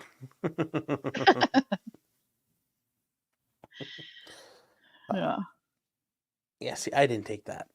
I know you didn't. I'm not defined. I don't let other men define me. Mm-hmm. I can tell you what you have though. You have a lot of red It was a and that some Latin blue. passion and fire in me. Okay, that's what you want to call it. Yes. Pepsi Man says other men. Yes. Pepsi Man says this is all woman. Sean. Oh, I mean, well, actually, one guest leaves, another one comes in. Oh, yay. You like this guest. It's one of the people you like to Okay. watch. Hi, Jeff. hi. Hey, how you doing? Merry Christmas, people. Hey. Hi. Dang, I miss Gosney. Walked out to pick up my lunch and then came back and he was gone. Yeah. Yeah. And Jeff, this is the lovely Yes. creature, Mrs. Martin 2.0. Hello. Yes, I've seen her on your stream before, so it's a pleasure to be in the company of greatness. Yes. So, yeah, I didn't know if you were going to be able to stop by because I know it's like actual work time where you're at. Yeah. So, actual things to do. Yeah, I had to beg him to give you That's- an invite. Oh, he's got to work. I'm like, he can stop for 5 minutes, maybe. Just ask him. Oh, so he didn't want me. You just had to talk him into it. Okay. Yeah. We'll see. Great. Good to know where I stand. Thanks. Well, I mean, like it's like what time is it there? Like, It's now 12:22, so it works out really well with lunch hour. oh, Hour. I thought it was later. Oh, okay. Yeah. Yeah. Garrett says the stream Well, needs dog bubble. yeah. Hold on. Let me grab Clyde. He's Hey, right Clyde, here. come here. He's Oh. sleeping. Will you Hey, grab him? Bubby. Come here, Bubby. Come here. Hello, Bubby. Hey there. Hi, Clyde. Yeah. So how are you doing, Jeff? Oh, it's good. I'm just thrilled to be back to work. I think Korea Oh. needs more Boxing Day in their life. No. Okay. Oh.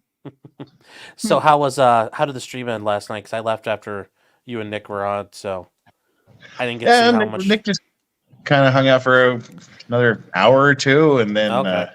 I was much more exhausted than I thought because it was about 9:00, 9:30 my time when I got off. And I thought, I'll sit down and watch some TV.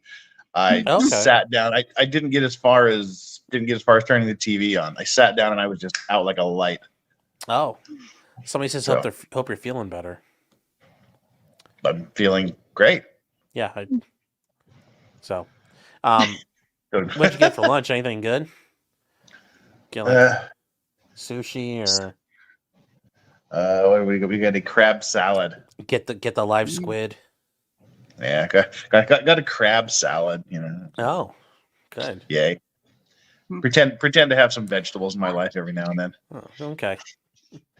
Just after the great meat and carb fest I had over the weekend, probably nice to mix in some fresh vegetables every now and then. Oh, good. Yeah. But, what's been going on in the criminal household on Christmas? Not a whole lot today. It was really nice today. It's almost 65 today here Yeah, it was gorgeous. in Ohio. Why? In Ohio, at Christmas. Mhm. Yeah, it was really cool. We have the windows open. Had a door open. Yeah. Mm-hmm. So no, I mean Nice. that was the best part. That was really the best part. Yeah. I don't think that's ever happened before. I could get used to this. Like my parents went back I'm down all to for Florida. global warming. Yeah, my parents went back down to Florida, and it was kind of scuzzy out in the 70s, and I'm like, you guys wasted a plane ride. You could have got the same Just thing here. stick around here. Yeah. A Korean Christmas KFC. Now the KFC thing, that's a Japan thing. Japan does KFC on Christmas. Yes. Yeah, Mm. that's a Japan thing. Yes, because they think the colonel, they treat him with respect because he was a colonel. He must have been very important. But yes, that's not. Yeah, and the Koreans will not mimic whatever the Japanese do. That is guaranteed. KFC may be the savior of all mankind too. We're not sure. Yes, but they will not copy what the Japanese do, though. Yeah, unless Solely- it gets them more money. Yeah. No, we had no fried chicken on Christmas. We had turkey, and we had the whole spread. Mm-hmm. Mashed potatoes, beans. They got some casseroles, some cornbread, some honey baked ham, about 30 Nice. pounds of turkey. Wow. Yes. The whole thing. Yeah. Yes. Okay. The dog's got nothing. This is a super chat. Kathy for $10. Thank you, Kathy. Says, I see no ring on future Mrs. Martin's finger. I think you need to take us shopping with you. Can I tell them? If you want, I have to. They won't stop otherwise. If you want to, you can. So I order the ring, and I didn't realize the company I was working with, I ordered from, is out of Israel. And they were a little slow, and I was getting panicked because, I forgot they have a war going on. Well, who else is going to be making diamond rings? Come on. Well, yeah. Yes.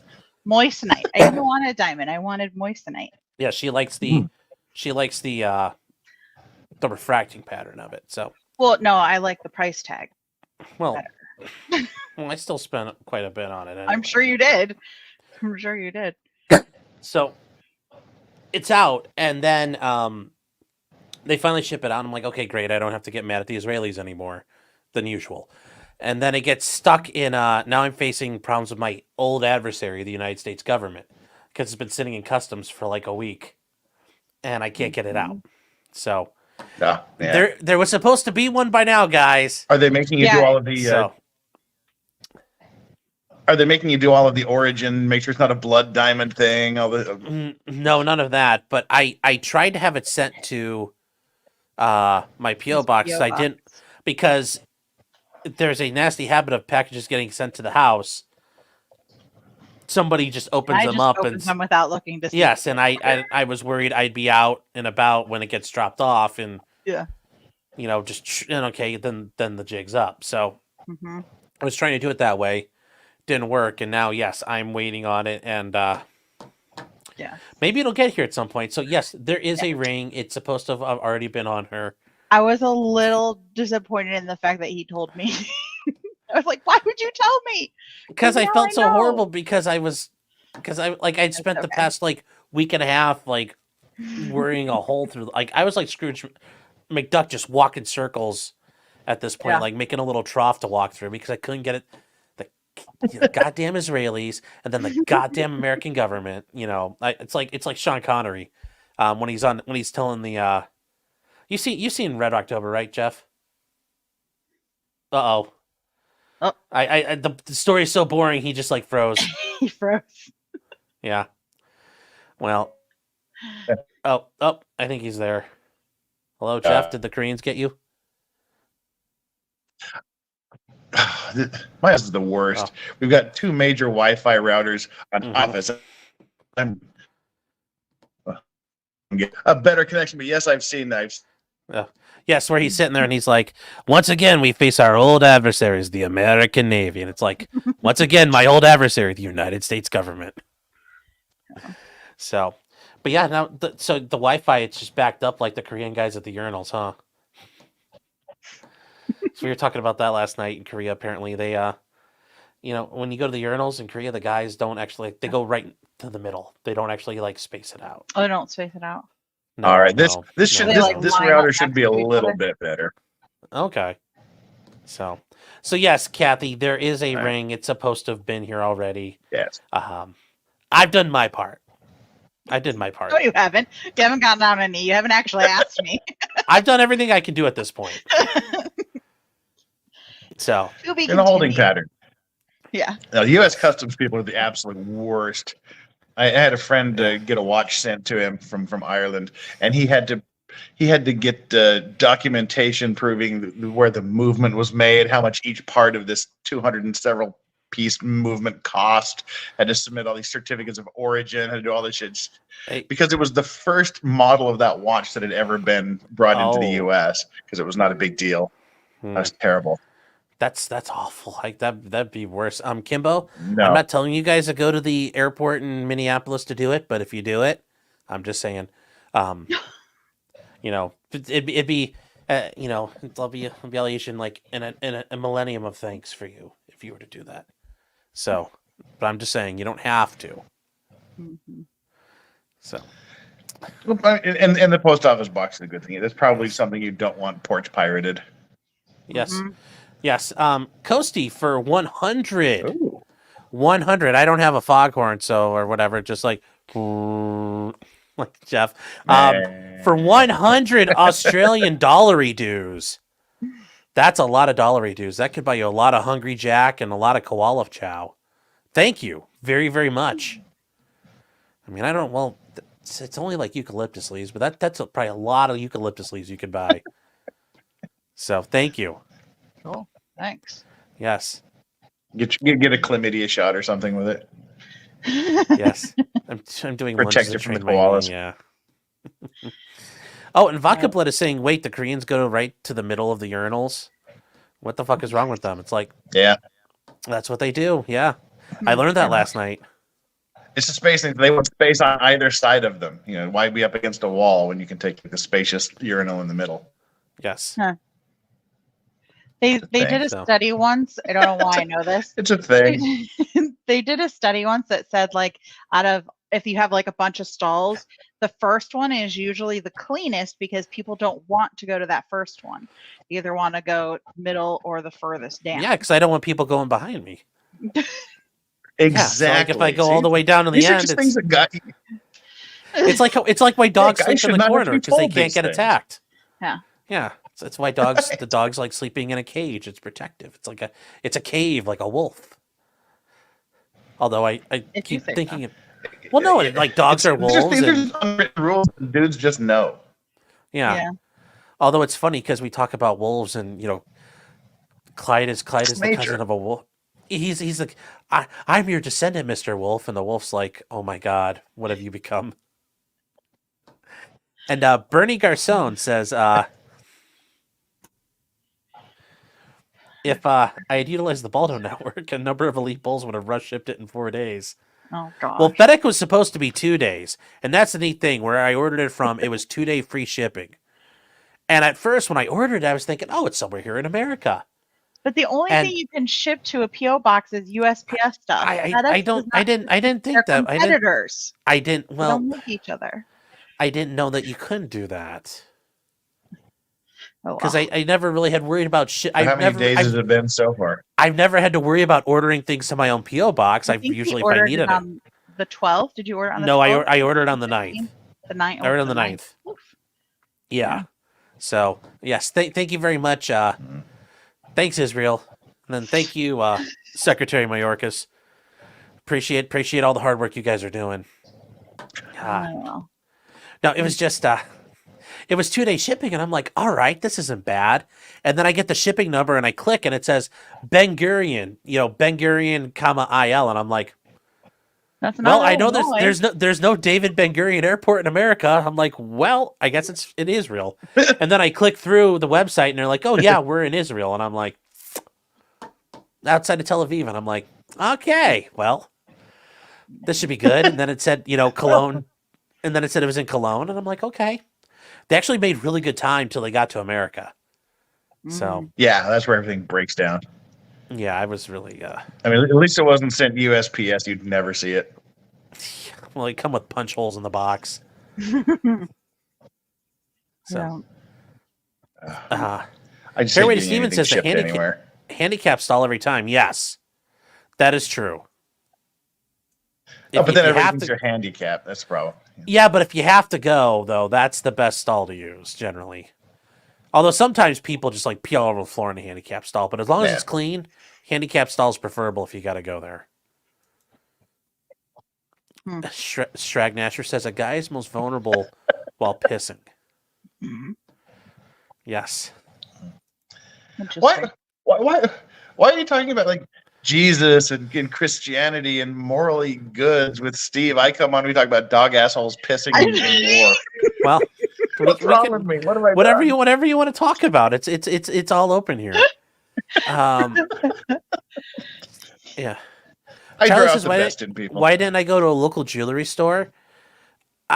because that's what I did the first time through, and it didn't. I did not like how that went. So I'm like, it's I'm multi years later. It's like 15 years later, so I'm going to use the internet because the first time I did it, I did not like using the locals. So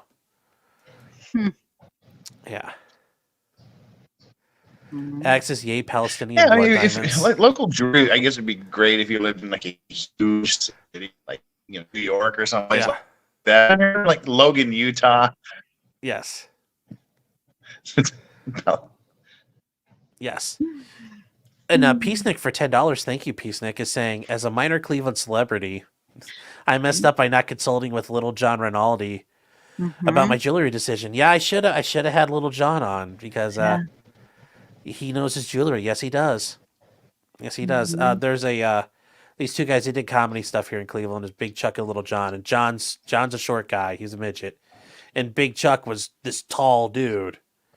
And he actually owned a jewelry store as like his main job. And if you go back to like a couple years ago, the coach on the Bengals made a joke about being little people, and the Browns actually worked it out, like they paid for him to go as part of the reporting pool. So this midget shows up at a press conference, and he gets off his chair to ask a question, and Marvin Lewis is just staring at him like, "Oh my god," it was so funny. So Nice. Tabby Timeout says, do practicing Oh, lawyers jeez. drink more than non-practicing lawyers? Depends on the day. Depends on the day. So, Yeah, depends how long it takes for someone to knock you off the wagon in the morning. yes. But sometimes a lot. But thank you, Peacenik. Yeah, I should have talked to Lil John, but hadn't thought about that. Yeah, I did. Where is Pepsi Man says, what's my P.O. box? I forgot to load up the description, but yeah, I put my P.O. box in there. So if you guys ever mail me something that's ticking, if you want to, get it off your hands, you can send it my way and I'll open it live.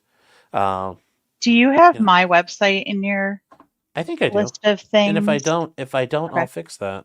Because someone asked about that earlier. Yeah. What my website was. You'll fine. I'll give you free plugs. I'll give you free advertising. Thanks, babe. But anyways, so what does the rest of your day look like? How long do you got to be there still, Jeff? Till 5, or when do you guys get to leave? Well, yeah, I usually leave about 6:30. Oh, okay. We start a little bit later. I start like usually around 10 o'clock in the morning because we got to have some overlap with the European markets and things. We deal a lot with the insurance companies from England, Lloyd's and some of the big ship insurance companies and things. So we got to be here just in case they have something that needs to urgently be done in the morning. Now, and okay, so you want to talk about some serious stuff. I do actually have a serious question for you. Oh. Are there a lot of problems with what's going on down in the Bab al-Mandab Strait right now? Is that becoming an issue as far as insurance? Not yet. Or are insurers just saying like, nah, we ain't doing that? It does. Nothing really is affected much of anything. It's the insurance companies have so much money anyway that Well, I know, but some of the ships are starting to like get hit by missiles. So I figured at that point, a bunch of them would say like, "Yeah, we're out." There hasn't been any restrictions placed on where to go yet. That's not already there. I mean, if you're doing any shipping in that area, you pay really, really high premiums anyway because of this. Okay. I read. It's a high risk area. Yeah, but. It's a high risk area, but now there's boats that have taken like hits. So it's not just, it's high risk. Like they're actually, coming back with holes in them. So, but Pepsi Man, I put my P.O. box down bottom. Yeah. Okay. That was actually, because I was getting curious about how that was starting to look because now there's a big map of it showing, there's a map that, actually, I think I still have the meme. I'll bring it up. You'll get a kick out of this, Jeff. Hold on. As a maritime the biggest person. problem is probably it's like supply chain stuff, but there's more going into that area than comes out of the area, so we're kind of lucky in that respect. Okay. Where is it? Dang it! Come on. Where's my memes folder? What are you looking for? It was a meme I found that's actually very funny about what's going on right now around the Horn of Africa. Garrett, that would probably pay better than what I'm doing, but yeah. What is Garrett suggesting you do? So, Jeff, what are you working on there? Because you can't practice law, right? Yeah, Like, do they not have bar or anything like that? Or I mean, the Koreans, they have their Korean Bar Association, but no foreigner has ever been or ever will be able to pass the Korean bar, and it's just it's that difficult. Koreans can't pass the Korean bar, so Yeah. that would never happen. But the foreign lawyers here, they sort of have us in this nebulous kind of a consultant slash foreign guy we don't really know what to do with. So we're foreign lawyers, foreign associates, whatnot. I mean, they said we're just kind of out here. We do everything basically but go to court. You write all the correspondences and do all the research and do all the other writings and translating and consulting with clients in other countries. You basically tell the Korean lawyers, like, here, dummy, say this, and they're like, okay. Yeah, pretty much. Do you speak Korean or read? Yeah, I've been here 35 years. So. Oh, Yes. wow. Okay. I told you he did a missionary work there too. You did tell me that part. Yeah. It'd be a little hard. It'd be a little hard to say, like, hey guys, you want to become Mormons if you can't speak their language. Well, I mean, it was difficult because I actually had to learn sort of 3 different Korean languages. Had to learn all the missionary stuff first, and then when I came back to be an international exchange student, I had to learn academic Korean, and then had to learn legal Korean. So I basically kind of had to learn Korean 3 times. Jeez. Yeah. So Jeff, here's the thing I wanted to show you. It says reject modernity, going through the Suez Canal, and embrace tradition, going around the Cape. Great. Yeah. Well, that's what I mean. Like, everybody's going to South now. It adds like 40 some days. Well, and going around Cape Horn in that area around South America is not the safest place to go. Yeah, so, Africa is not so bad. It's when you get around South America that's the problem. Well, the Cape of Good Hope's not the nicest sailing trip either, but it's not like the it's not as bad as Tierra del Fuego. But yes, Tactical Wisdom. If you guys aren't aware, Joe Dolio does international contracting and security work. He says the insurance companies he deals with right now are more worried about someone jacking the ships and stealing them. So, yeah, that's actually the bigger thing right now. And then Peacenik is saying, you guys keep saying I'm a foamer. He's a boat nerd at heart. It'll come out someday, mark my words. And I sit there looking for barges on Lake Erie. I don't know what that's better than being a foamer, I guess. That's better than being a foamer, ultimately. Isn't most things better than being a foamer? I mean, I wasn't aware of how bad it was until you showed how bad it was the other day. Yes. Mm-hmm. Danny, everybody's like, yes. Well, the only reason why you know is because you know that you are one. No, you know lots of things, so you can make fun of them. How can you make fun of them if you don't know they exist? Yes, well, I mean, I know about all kinds of things. That doesn't mean I are one. Although you could have well, it depends on the thing, because you'd say I know a lot about it. I are one, but I'll leave that alone for now. Carrie Matchett for $4.99. Thank you, Carrie. Is saying the future Mrs. Martin is doing great, especially at interviews. Oh, thanks. Yes. Especially cat interviews. There's a cat next door too. There's a cat. This is Chewy. She sleeps there all day. Are you gonna do an interview with us? Well, there's the other cat. There you go. See, they're coming for their interview right now. Coming for the interview. It's interview time. Yeah. So, that was actually my big question I wanted to ask you, because I was doing a little more reading today about what's going on down there around Africa. And there hasn't been any big things. I would expect, like, if you live in that area, to have incoming supply issues, because they don't do a lot of exporting that I'm aware of, other than oil. But there's ways of getting that. Okay. Well, that was the biggest thing during COVID, was the supply chain issues, because the ships couldn't get into the port because they had to test everybody, and everybody had to be clear, and then that got backed up to where you're getting weird things like whiskey shortages, because there's a glass shortage, because they can't get sand imported to the glass manufacturers because the ships are stuck in China. Now you can't make crack pipes. It caused problems everywhere. Other industry shortfalls and bottlenecks. That's the worst. I had to order some tires for my Jeep, and it took like 6 months to get tires. Wow. Jeez. They don't make tires in in South Korea, do they? Really? Well, they do. They have the Gumho tires is a big one, but you have four tires that say Wrangler on the side of them, so Jeep does those shitty things where you can't use somebody else's tire because you have 3 Wranglers and 1 not Wrangler, and you look like a tool. Yeah. So you got to shell out for 3 times the price of a normal tire just because it says Wrangler on the side. You're driving a Jeep? Yeah. So you're driving like the most short of a pickup truck, like the most American thing you can have over there. Yeah, well, God, somebody in our building got a big F-150 a couple of months ago. It literally takes up like 4 parking spots. Oh no! I was just walking through the parking lot. I'm like, what the shit is that? Oh God, you look bigger over here. See, that guy needs to run straight pipes through his bed and just make it just. Yeah. Would that be illegal over there? Do you think? Are there emissions laws? They're starting to get. Oh yeah, you got to get them tested every 2 years ago, and they do a whole thing. And they do volume. So there's like decibel levels and the pollution levels. Okay.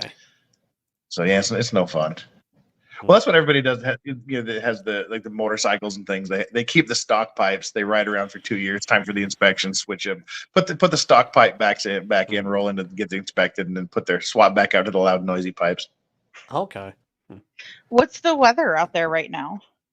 Right now, it's pretty cold. What are we looking at? It's nice and sunny for the first time in a few days, but it's something. It's -1 Celsius. So what's that, like 30-ish? 30 something. Yeah. Yeah. Yeah. Yes. Huh.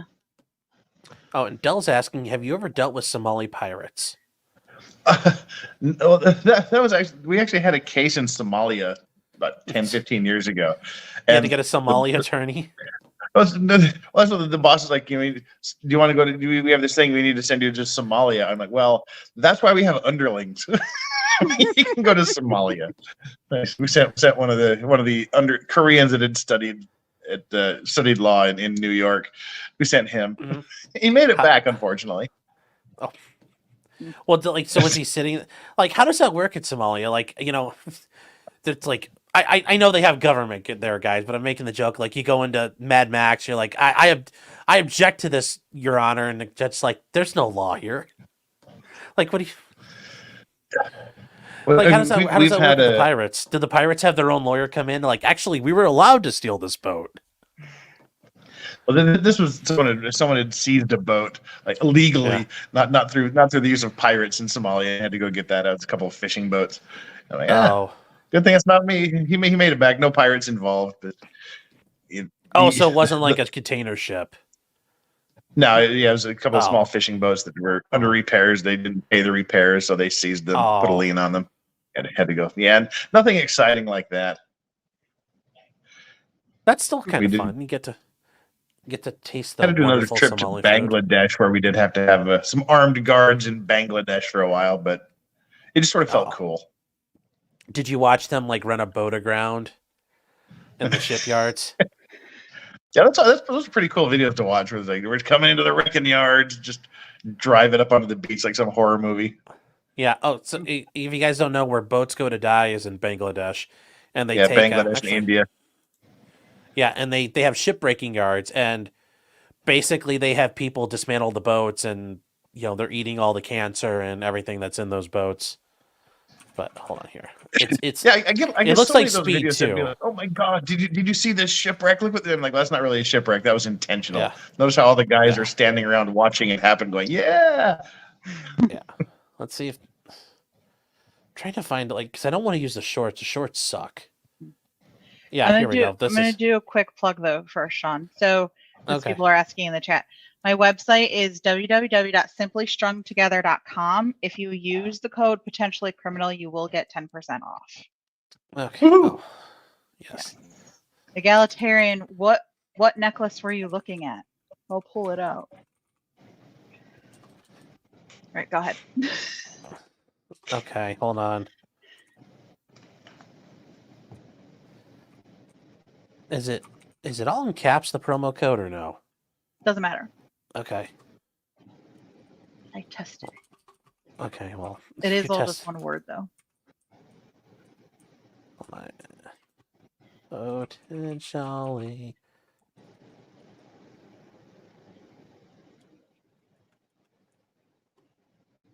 Sorry, to get 10%. Tabby timeout. That is a feeder, not a water dish. Because we used to have a big dog, but he actually died a couple months ago, and he used to eat the cat food. So why is that's this? why Hold it's on. not Why is it missing. not working as a scroll? There we go. There. See. Oh, messed up the dot. There. See. There you go. There's the. There. Now I'll run this real quick while I'm getting the. There. See. There we go. Okay. So there. I put it up. Now I thought I had it. So if you guys were never aware, this is where they take the boat. So like cruise ships, all the things that Jeff deals with, they all get sent to go die because eventually they get, no longer useful. And this is what they do. I'm not going to have the sound play because it's just obnoxious. But they take the cruise ships and they just run them aground in the boatyards. And it's not even a boatyard; it's just a beach. They pick the beach It's a big and they ship just start. graveyard. Yeah, they just start working on them. And yeah, here comes. This is real. This is not a CGI thing. This is so cool. Yeah, this is intentional. They're meaning to do this because Yes. this is the ship's last ride. Then there's going to be Yes. Bangladeshis and Indians crawling all over them with Yeah. blowtorches and cutting torches and things to start scrapping it. Yeah, it's either this or working in the sweatshop. So I guess all things considered.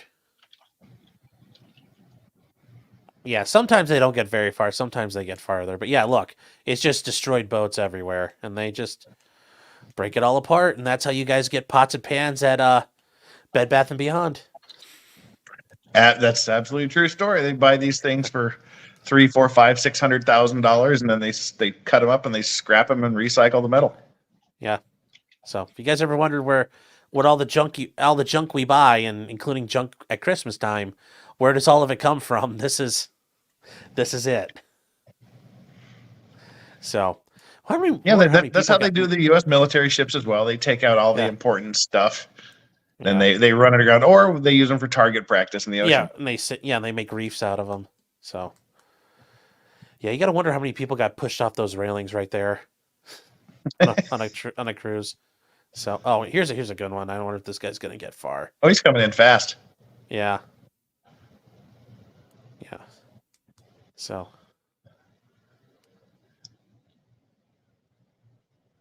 And unlike when the Indian guys are walking on train tracks, these generally don't run people over. So, yeah. If you guys were looking for that, sorry, don't mean to disappoint you.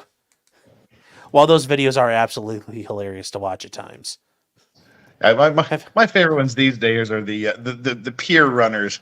The guys when they say be back to the cruise ship at 11:45 and they show up at 11:47 and they're running after the ship on the pier and they're like, "See ya." No, I haven't Working out seen yourself. those. I haven't seen those yet. Yeah, So. people are like scrambling along the piers. Wait, we thought we had some leeway. Like, sorry, bitch. Oh no, I haven't seen any of those before. That's funny. But it's the type of people that would go on a cruise, though. They show up late. You guys said see nothing. Did it not work? It worked, right? You guys were watching. I saw it. That's what I thought. Okay.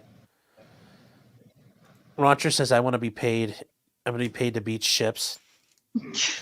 I'm sure that's like the only fun part of that job. So it's like, yes, Abdul, you shall get cancer, but you get to crash the boat. So I'm sure you're not you got to pay your dues to get that first. Fair trade. It's fair trade. You know how many people get to do that for a living?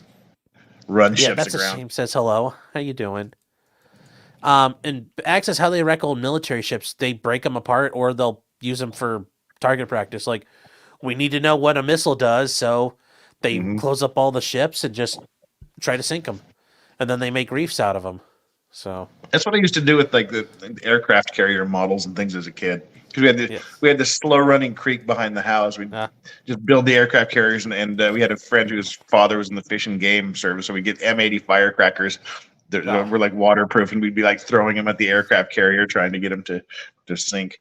Oh, okay. And Mofolk says it's the Sand People from Star Wars. Yes. I wish that wasn't accurate, but it's pretty close. It's pretty close. Real quick. Roger says we use his charges on the inside. Rogers, we're not trying to sink building number 7, so you're not correct, sir.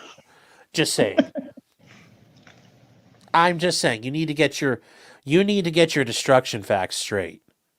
Good sir. It's very important. So we have we have somebody circling back around to say hello, it looks like. Hey. Steve. Yeah, hey. Hi, Steve. Hey, Steve. My light. Hey, Jeff. How you doing? Good. You just in time. back. I was just getting ready to check out again. It was like people are going to start wondering if we're not like Clark Kent and Superman here. You know. Could be. I have something really cool. I'm just headed to bed, and I was checking my email just before I did, and I got something really cool. And Jeff, I'm glad you're here because you'll appreciate this. Okay. I have a photo I want to share with you. Oh. Okay. Do you mean share screen when you're ready? Let's see. Yeah. How do I do this? So you go down to you see the little present button down there on the toolbar? Present on the toolbar. Hold on a minute. Yeah. I'll get it. So you're gonna want to make sure it's not like showing all of their information if you're trying to. Okay, present. I got it. Yeah. Let me. Yeah. Check this out. Can you see that? Okay. Yes, I do. All right, here we go. I don't. What are we looking at here? Okay. Can you spot Gosney? Oh wow. I'm the one in the striped shirt. Yeah. I was gonna say I know it's not you in the middle. Okay, now who's the blonde next to me? Is that Cyndi Lauper? No, Looks like Bonnie Tyler. that's Nina Blackwood. The VJ. Yes, exactly. The VJ. I only. This is my band, Euphoria, at the backstage of the Roxy Theater in LA in 1980. Oh, nice. With Nina Blackwood. Gosney live at the Roxy. Wow. That's right. Yeah. Say, Nina Blackwood's on satellite radio now. She does the 80s VJing for the 80s channel. Well, yeah, but now she sounds like this. Yeah, well, back when she started, it was just called VJing. It wasn't called 80s VJing. Back then, it was. Yeah, but now she's but no, that's awesome. Yeah, wow. And this guy, the guy with the guy that looks like he's got a tie and a suit on there. Yeah, he wrote the song that won this national songwriting competition that I played on. Cool. And it was Rock Against Rock. He won the Bubblicious National Songwriting Competition. We won a trip out to LA. And he just posted this on Facebook. I've never seen this picture, and it's like it's back. It was backstage because I know that Chandler Remington is always talking. She talks about her mother worked at the Roxy Theater, and I don't have any pictures from our gig at the Roxy, but this just came across. And there's a skinny looking goofy guy there, but that's the rest of the band. Awesome. This guy here with the black hair was the organizer. The guy with the long hair was our drummer. And then looks like he just got done. What's that? Yeah. Looks like you guys just done doing a set. Probably. Are your eyes closed, or are you glancing at her nether regions? I don't know. Maybe both. Anyway, I just wanted to come in and share that because I know that Jeff is we're always so connected on our musical. Maybe it's our generation, but and I've always talked about this deal and the 80s hair and everything. It's funny. Isn't it? Yeah, Charlie got it right. Here's your drummer. Yeah, that's awesome. Isn't that kind of the drummer's the sweaty guy. They're the ones that actually work hard. Yes, I was working hard, man. But yeah, anyway, that's our band. But it's kind of cool. I just saw this guy, the lead singer songwriter guy is he's a lawyer down in Fort Lauderdale, I think, or West Palm. Yeah, and he's and there was 4 guys out of that band that became lawyers. Yeah. Wow. So Harbor Warble says that pick is very 1980s. Isn't it great? That's a great pick. Yes. I didn't know that It existed. is. It's like cool. It's like So do you remember what year exactly this would have been? 1988. 1988. Okay. Yeah. Sunset Strip, LA. We stayed Right. at the Hyatt House, the Riot House, the Hyatt Regency on Sunset. Oh. Billy Idol Sorry. was in our studio next door when we re-recorded our song and stuff. It's kind of a story, long story, but anyway, I thought I'd jump on and show you that. I'm headed to bed, but and I wanted to say hello to Jeff and give you all a Merry Christmas, Steve. Yeah, Again, thanks for that, Steve. That's pretty neat. This is pretty cool. Yeah, I think so. So, Awesome. yeah. Well, You're I gonna do have need to to. get jumping back into work myself. Yeah. All right, Jeff. Well, thank you for stopping by. I appreciate it. And Steve, thank you for coming by again. And Steve, have you thought about like doing a specific kind of talking about your music history, your career? I did do that.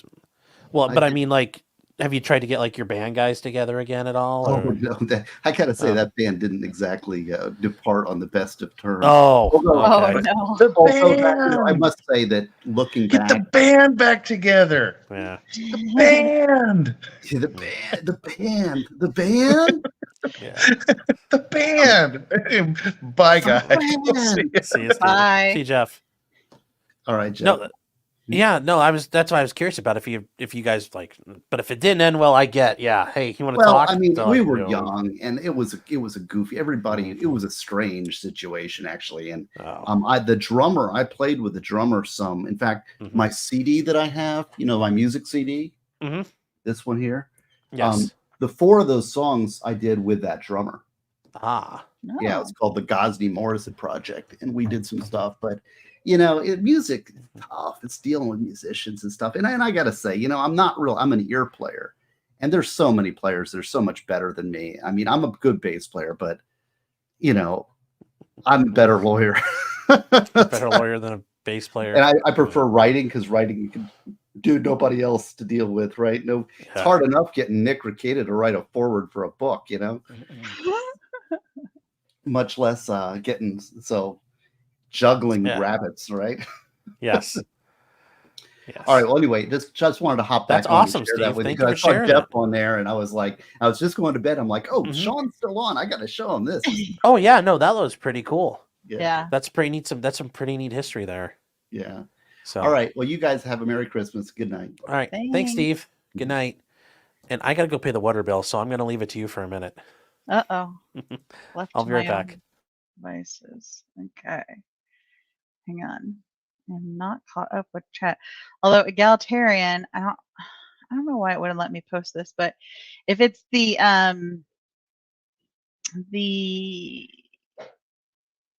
pearl necklace that is the fringe, that one is gone, but I can make another one. That one was made in like a silver pearl with clear crystals, but we can certainly talk if you want a different color or the same thing. Okay, what other questions do you guys have for me?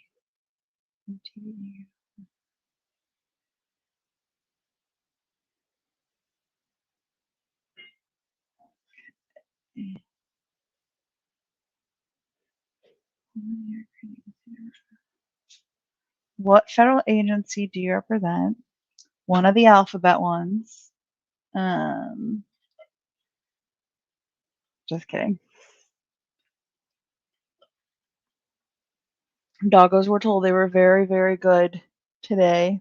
They even got extra people food today. So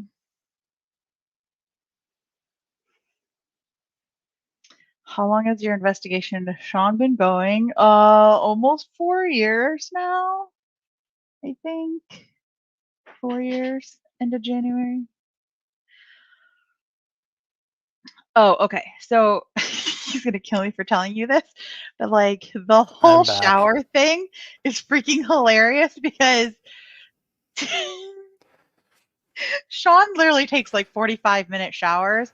I don't know what, like I'm in and out in like, 10 minutes tops. And that's if I'm like They are not that long. having a slow day, but he's on the phone. He'll answer the phone. Call him. He's in the shop. He'll answer it. He doesn't care. Like, I'm just like, Nice. And I stop it and get out if it's important. If it's not, I ignore it. okay, everybody's important to Sean, just so you know. So, yeah. I do not take. They're not 45 minutes though. Just. I've timed them, babe. Okay. Here's what he does. Okay, President Biden's press secretary. He will go and like listen to, a stream or something, and those are like an hour long. Oh my gosh, that's this is the Biden press secretary nonsense. Yeah, well, Oh. I mean, let's just say that the water bill has gone up since he moved in with me several years ago. So, but that's okay. Yes, thanks. Thank you, sweetheart. That was a cat. That was Chewy. Yes, and it was cat butthole you got to see. Yes. Yeah. Thanks, babe. Okay. Welcome. Just what I needed tonight. Yeah. Stabby says you have to take into account pooping time. Yes, you do, but she doesn't. Oh my god. I'll just stop while I'm ahead. Yes. Yes, and Lars is right. Yes, lady math. Yes. So. Oh.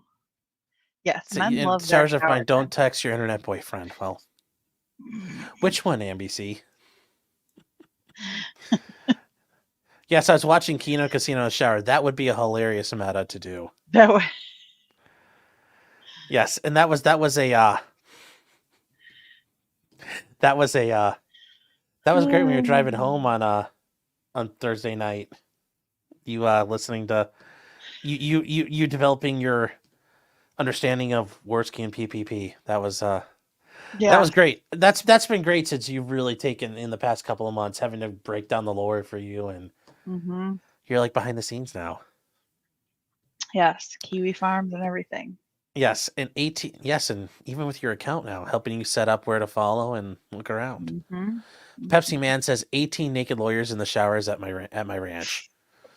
That would be an impressive stable. Yeah, it would. Yes. Peace Nick for $10. Thank you. Is saying, so do you take a break to flush, or you just waffle stomp it down the drain and carry on? I do not poop in the shower. That would be awful. That would be so nasty. Yeah. Sean prefers pooping on the toilet anyways because we have a heated seat, and so he'll sit there for hours too. Yes, but no, I've heard of people doing that, pooping in the shower. Yeah. Oh, that's just it's all over your feet then, and just I don't know how you do it. So yeah. Garrett says showering takes 3 minutes. Sometimes it is. Sometimes it does. Vodka Blood says is our next guest Mandy. No, sadly no. No. Will not be that. Mystery Sniper says, where's the honeymoon going to be? I don't know. Yeah, we haven't gotten that We far haven't yet. even thought about the wedding or honeymoon. The Motel 6 down the road. That'll be the... We're probably going to have a longer engagement. Maybe. Because I know the next question will be like, when's the wedding? When's the wedding? When's the wedding? Yeah. I don't know. We'll think about it later. Yes. And Zaven says Worski helps people get up to speed by having the memory of a goldfish. Yes.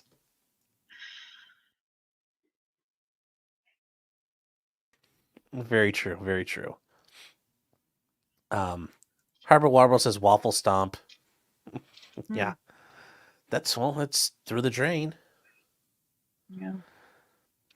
Bernie says you're becoming acclimated with the wine moms. Well, she's learning about them. Yeah. She's getting caught up on our lingo. Down Forward Punch for $2. Thank you for your support. Is saying the cruise ships have Baldos in every room. That's a lot. That'd be a lot of Baldos. It's like being sponsored for them.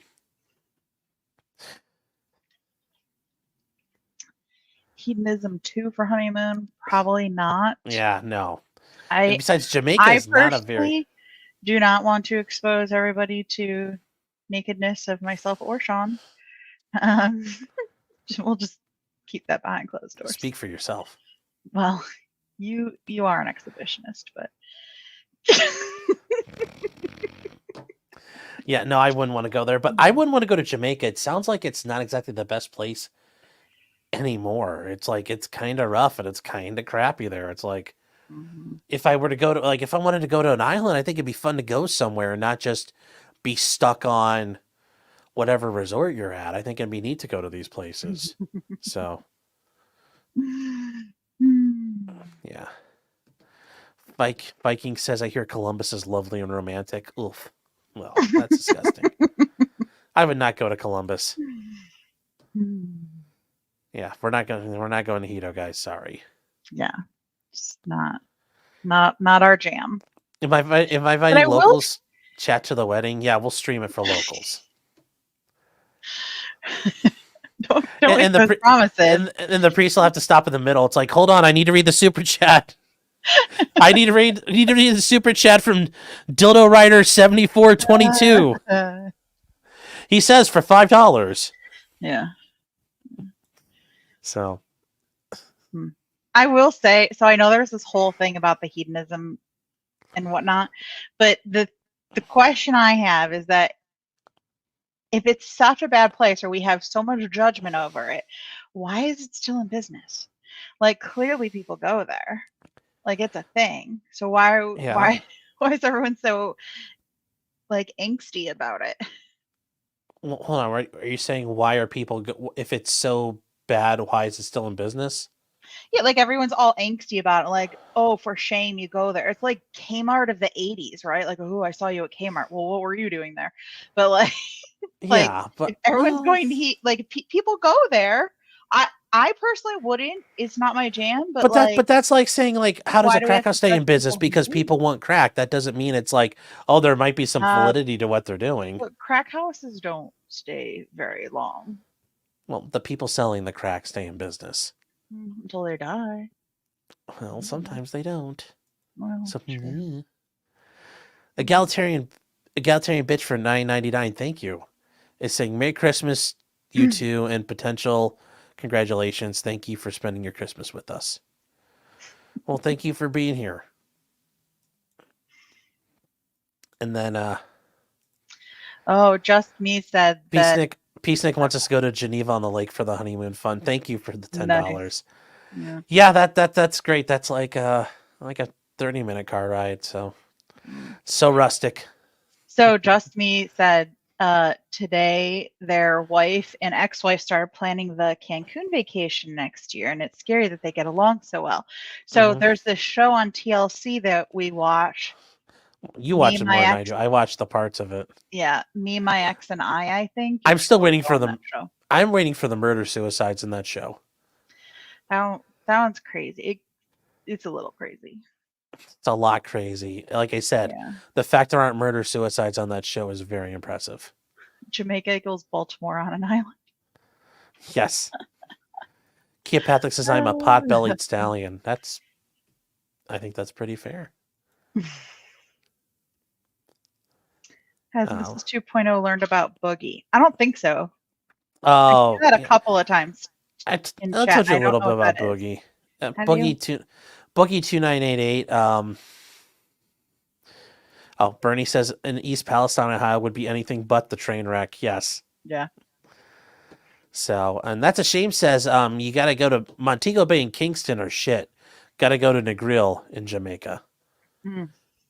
I know, but there's other places. There's like St. Martin. There's, St. Kitts, Nevis. There's all kinds of places. There's also like Puerto Rico. Green Caps Lock says super chats are going to be our vows. We should have like the super chats. Yes, super chat in the vows. Yes, $100 on up. If you guys super chat in the vows, that's what we have to say. Yeah. Only red super chats. Only red super chats. That'll be great. Hilarious. That's hilarious. We should totally. Yeah, it's going to be on. Also clarify red US dollar. Well, super chats. well, how much? Well, yeah, Retta. Hold on. The Australian one is $60 some. Is it really only Yeah. 60? Well, wow, because it normally I mean, not corresponds to complaining the. about it at all. Like, it's better than zero. But if you're gonna Yeah, but write my I thought vows, I want I thought 100 American dollars. Yeah, I know, but I thought generally it still translated over. But I guess there's once you're above 50, it turns into red. I don't know. So yes, get AMBCs, get PPP. Yes, yes, yes, yes. For Medicare Mascus for $100, he says. Yes. Yes, for 10 subs. Yes, for 10 subs. Yes, you too can have your name. You can sponsor the ring, the exchanging of the rings. Yes. For 50 subs. Wow. Yes. Oh my god, that guy was hilarious though. Yes. I did $2 enjoy Pepsi that. Man for $2 says I object. Who's the guy that says he's gonna come? He didn't come today. Oh, Unhung Hero? I don't know where he's at. Normally Hmm. he does. He might be too busy having Christmas. That's The true. Tiny Revolution says yes, $50 for Medicare Masochist. Winter Soldier said Sean watches reality TV. Sean is like, oh my gosh, what are you watching? Blah, blah, blah. And then comes in and is like, wait, no, I want to watch this. And asks me all these questions. And now I can't watch any of the shows. I have to wait for him to be able to Yeah. watch my shows. Well, I've also mentioned I like watching Below Deck. Like that's Ooh. my jam. Yep. We should invite Cyrex to the wedding. Yeah, he's not too far away. That'll be great. So go back to Boogie. Who's Boogie? Boogie is a you might have seen it before way back in the day on Facebook. It would have been like the Francis skits. This like really big fat guy who's acts like he's retarded. It was like, you don't remember any of this? No. Okay. So he is a YouTube guy, and that was his shtick back in the day. And he's just a complete drama cow. Like he's a lol cow, but he's also drama laden. He got divorced from his wife. Wait, is he a lol cow that's on Kiwi Farms? Can I read about it? Yeah. Oh, okay. 100%. Did you bookmark that one for me? I don't know. If I didn't, I'll put it on your watch list. Okay, thanks. So anyway, Boogie after he lost his wife has gone through like hundreds of thousands of dollars on hookers and escorts over the past couple of years.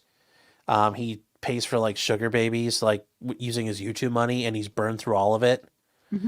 And he only the only thing he has left of money is his house and all the goofy shit he bought over the years. That's like up on the walls behind him. It's like a Zelda shield, and like none of it's worth much money.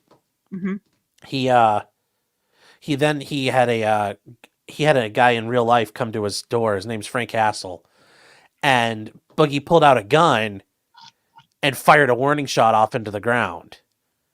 And Boogie got charged with a felony because he also discharged a firearm within like 100, 200 yards of a school. And he's on felony probation right now, or was finishing it up. But he had gone through, and that was a couple years in the making, and that's just now resolving. So Boogie is a whole mess of things. And what he did recently, I showed you on Twitch that one picture, that one girl who you could see her boobs a little bit. Remember I showed you that picture of her? Oh, where they were like allowing. Yeah, the tasteful nudity. Yeah, and it's that one chick, her boob job was so bad she looked like a troon from the chest up. Okay, so guys are like, and some of the women who are really hoeing it up are clipping on like to their bikinis like pieces of black construction paper, like black sensor bars. So there's a guy who did it, and he actually made a ton of money recently on Twitch with a bunch of subs. He just has a black bar going across his junk. Well, Boogie had it too, and he's dancing and he's fat, showing like his, boobs and everything. Well, he removes the bar for a second, and one of his Twitch thought it was his what? One of his berries. Well, no, Twitch thought it was his berries. Oh. But it was one of the fat rolls, because he's like, my balls aren't that big. That was a roll of fat. Because he had previously had bariatric surgery, so he's got a bunch of skin hanging down. And Twitch kicked him off and banned him because they thought he was showing his pecker and balls. And he's like, no, you can't see my pecker. Like, he flat out admitted it. Like, it's just it's fat rolls and fat and, curtains of fat. So that's where Boogie is right now. Yeah, he's a thing unto himself. But yeah, I'll curate some more things for you on the farm, sweetheart. Okay. Yeah. I need to get another cocktail. Would you like anything? Yeah, sure. Can you Do you want a can you claw? get, yeah, thank you. Hold on. Hey, wait. What? Well, like if you're gonna step out, you can step out and shut your mic off and everything. Because I could leave my mic on and still oh, talk. I forgot you have your thing. It's wireless. Yeah. Okay, because I thought You were. could Never turn my mind. camera thing off if you want. Well, I but can't. I don't know how to do that, but I okay. forgot you have your. I forgot you have wireless, so it's like I if you're just do. leaving. Yes. No.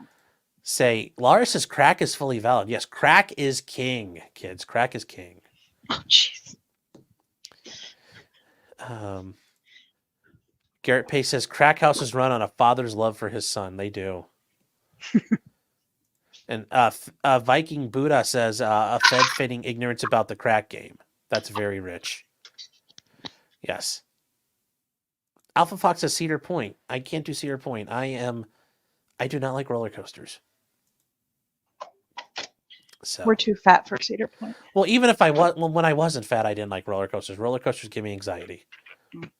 They're scary to me. Yeah, I don't really care for them either. Yes. Bernie says hard R's in the $100 super chat. It's like $100. Like you could knock off 2 zeros and we can get some hard R's in the chat.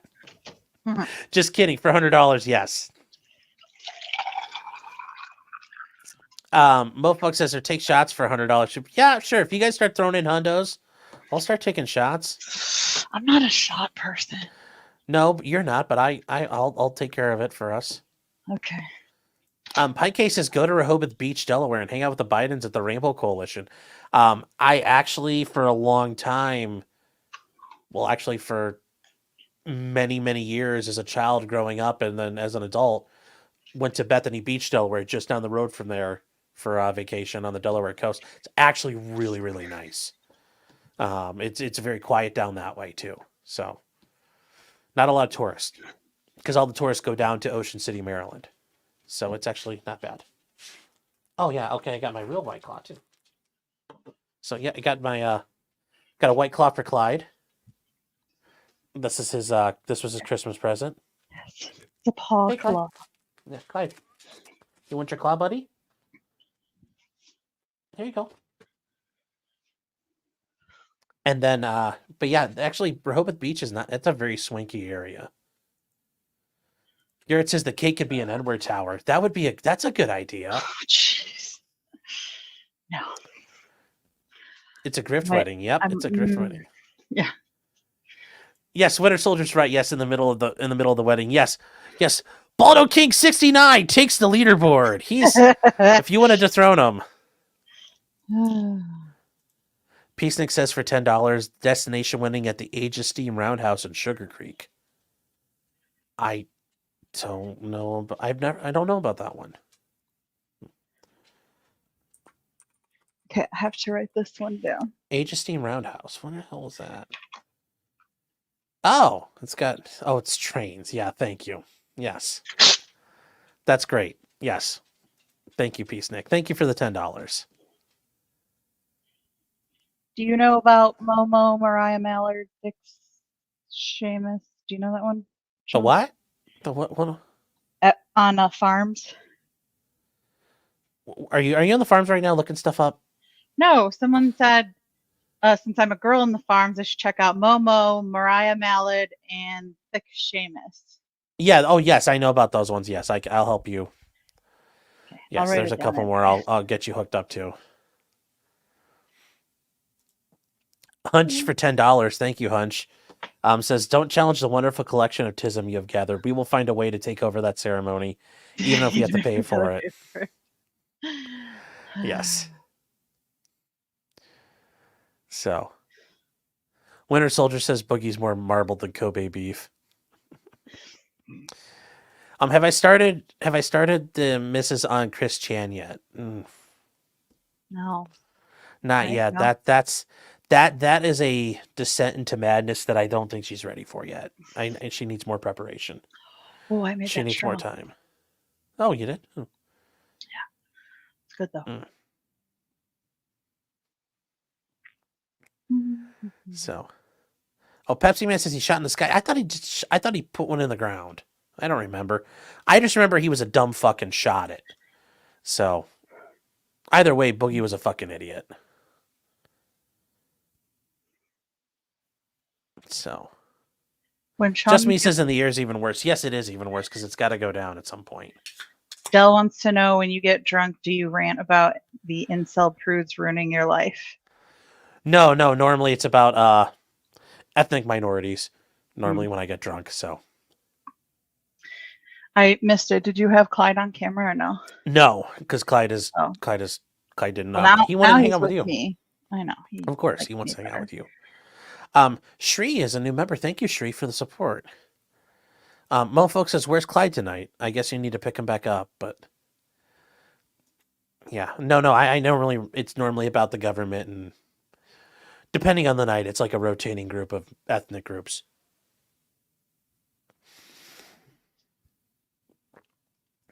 Garrett says, "What kind of communist are you? No roller coasters?" I love flying. I love doing all kinds of stuff. I just don't like roller coasters. Something in it, I just don't like them. I don't have a fear of heights, but I have the fear of the feeling of falling. I don't like the feeling of falling. Does that make sense? Yes. I can go to the top of the coaster, but I don't want to go down. Mm-hmm. That's the same. Says I should put you on the 74-part Chris Chan series. Oh no, eventually I will show it to her, but not yet. She has so much more to learn. Oh jeez. Jacob says she's familiar with the Killadozer. Oh yes, she is. She is Yeah. 100% familiar. Yes.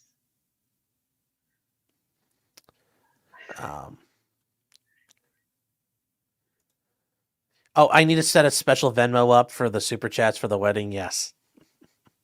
Special memo. That'd be great. Oh, and Chris Chan's 82 parts. Okay. Jeez. Yeah. So Chris Chan, yes, is a very oh god, it's yeah, sorry. He it's like if I tried to define Leonardo da Vinci to you, really. It's like where do you start? It's kind of like one of those things. It's just yeah. That's all I can say. Yes, ease her out into Chris Chan without someone to start out with the warm Fanta. There's I'm gonna have to figure out where to start with her on that one because that one's just. Oh no. Yeah, sweetheart. It's come back the same. Once you get on the rabbit hole, Chris Chan, you don't come back the same. Yes. Oh boy. Says, how can I read chats and still look like? How can you read chats and still look like you're looking into the camera? I know. Does it look like I'm looking in the camera right now? Yeah. Because right now I'm looking in the camera. Right now I'm reading a chat. Mm-hmm. Does it look like I'm looking in the camera when I look like this? Like I think it's obvious when I read, even though my camera is like right here. Yeah. Like you can see when I. Are you saying I need to do it, or are you saying I look like it? Because I'm a little confused right now. No, it's saying that you do it well. Oh, okay. Well, I also try to see what you're saying and then try to explain or talk about it, the last little bit of it. But it also helps. I wish I could show how the screen looks for me when I'm in StreamYard, but I don't know how to do that because it kind of fights you. I don't think it'll let me share. Save Chris Chan for Mother's Day. Oh no. Yes, he's postmodern gender theory beta testing. Yes, he is. Yeah. That's a shame for $9.99. Thank you. It's saying, got to get up early, so I'm tapping out, but Merry Christmas to all. Well, have a nice night. Thanks Merry Christmas. Motherfucker says, take a pic and post in Discord. I probably will, but it was always nice I could do it on screen. Mm-hmm. So, yeah, let me see. Here, I'll take a photo. I'll screen cap it and.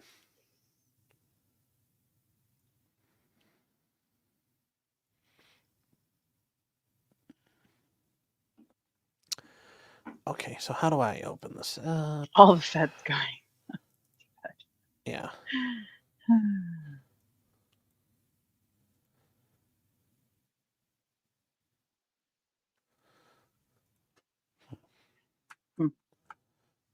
trying to. It's fighting me. I'll take a photo. Yeah, I'm gonna get my phone. I'll be like a boomer. Hold on, let me take a picture. We're not doing that. I'll work on screen grabbing it in a minute, but I can't do it right now. The reflections of my glasses makes it hard to tell what you're looking at. Yeah, that's the only thing.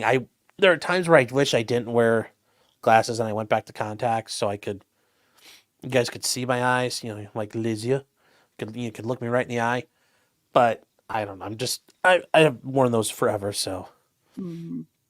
Then share the pic on stream. I'm trying to do that. Give me a second here. Making fun of Nick in front of Steve. So I did catch on to that, and then he said that he was writing the foreword to his book, right? That was with the different. That was for his book. Which book was it? I think it was the Prepare Like, did book. he already write it, or is he writing? Yeah, he already it did. He already did, but it took him. Okay. It took a while for it to Gotcha. be included. I mean, has he given an opinion as on the recent? Spiral? No, he has That's fine. not. No, he has not. Why is this? God damn it! I hope I he just does wanna- come on though. I want him to come on. Jeez. Okay. Well, maybe. Well, he said Oh, maybe. J Rock, I am very familiar with the hostage situation, Oh. and that's what we were listening to Oh, on but our drive. Let me was- finish this first. Hunch is saying his and her matching M249s better be on that registry. Well, as a Fed, she could get illegal guns because the Feds are good at that, but she has not wanted to do that for me yet. So.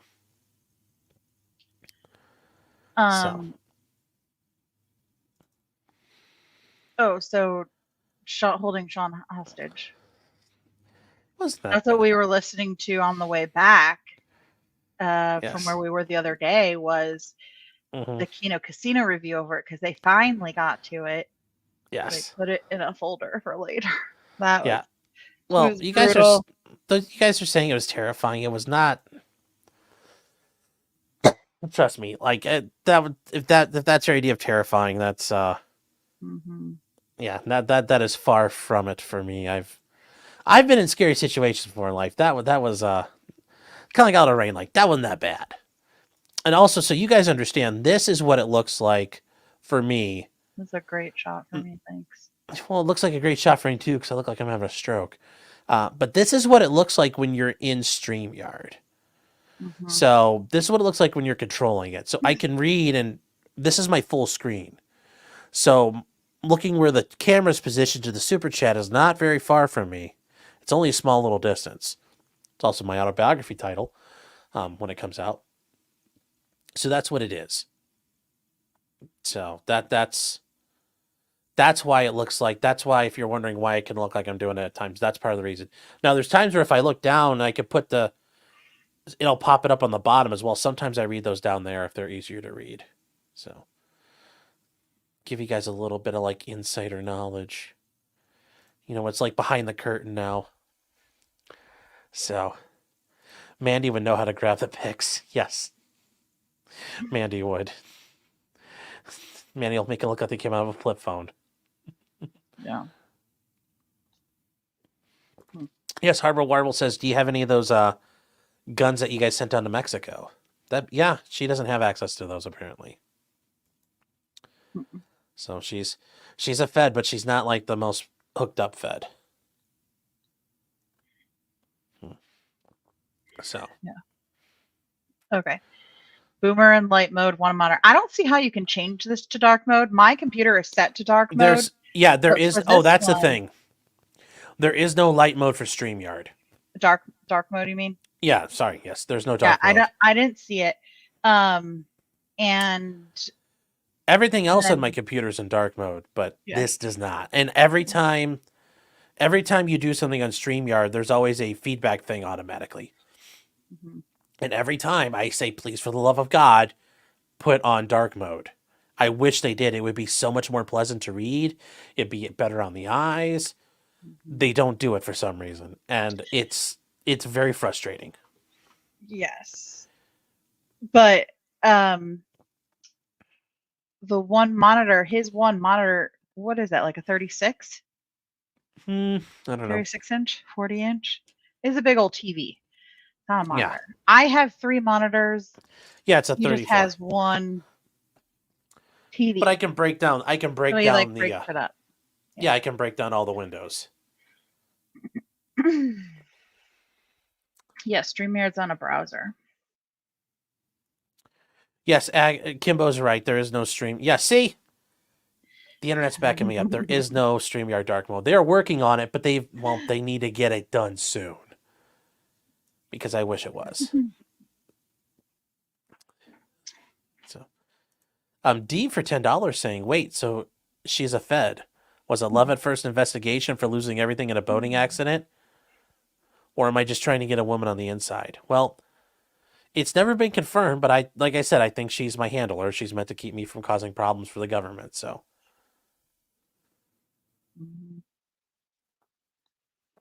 That's how I look at it. Yeah. She is a tard wrangler, and the government uses her to wrangle me. So, yes, they're worried about my tardation destabilizing things. So, somebody's there to keep me occupied.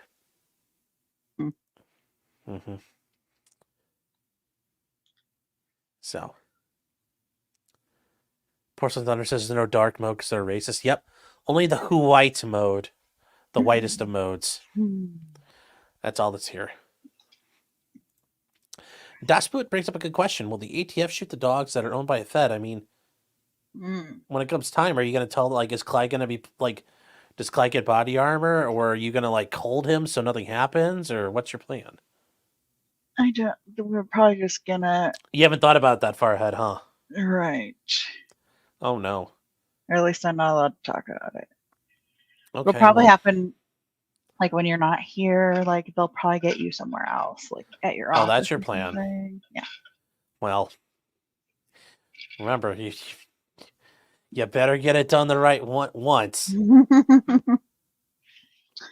Yeah. I already said that. Like, there's only... I'm not... there's only one time you're springing that trap, and then after that, oh, Lord. If you get Clyde a doggo sword with ATF on it, will he be safe? He might be. Might be. Nico says they'll get me at the train station. Oh. Maybe. Drone Maybe not. strike during the commute. I'm surprised that's still not an option. So I'm surprised that's still not a chance. Kimbo says I'm a DocuSign partner now. I'll get you those deals. Good. 2.5 hours. Wow, it's almost midnight. Yeah. Das Boot says the funniest thing, I started getting train recommendations from watching your stream. Targeted marketing. Which I know you brought up the other day, Egalitarian, right? She's the one who sent us yes. the train. We have not done it yet. No, because we need to we have to use non-marshmallows for the crispy treats. But we'll do that. Which I think I can just do peanut butter and honey. Yeah, we'll probably get the same effect. Yeah, we'll probably do it next Monday night on Locals. We'll set it up. There you go. Okay. That'll be the baking. We'll put it on there. So. Oh, it'll be New Year's. Yeah, that'll be great. Fun. Starting New Year's off with the locomotion. Yeah. Funny. Yes. Yes. So. Hold on. Okay. Gabriel says I turned 37 last month. Now I get AARP email signups. I have not. I haven't gotten those yet. But I guess I'll keep my eyes peeled. Get the 5 o'clock dinner deals. 100K Hitman says my bulldozer isn't finished yet. Well, start preparing. Finish soon. Yeah.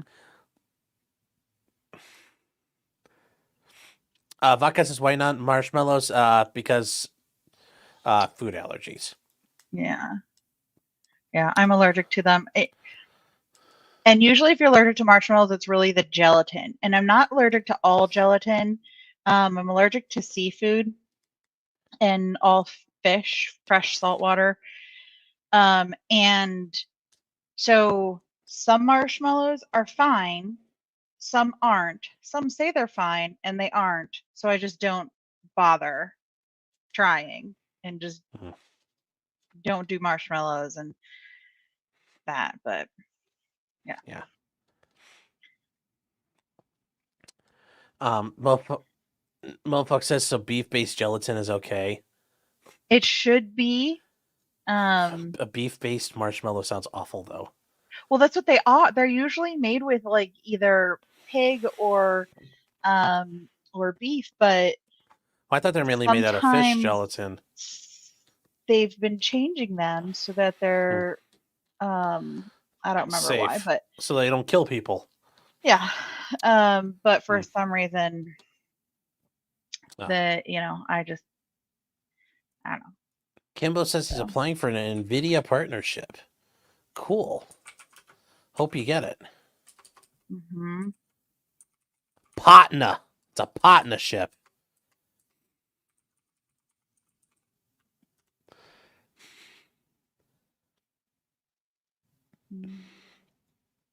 So that should be a lot of fun. Good luck.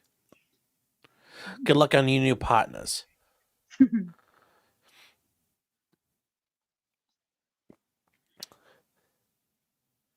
Keopath says a beef-based marshmallow is just melted jerky. Ugh. That sounds terrible. Bernie says partner means friend, Sean. Yes. Well, maybe Kimbo will become friends with NVIDIA. So, yes, they might be his partner.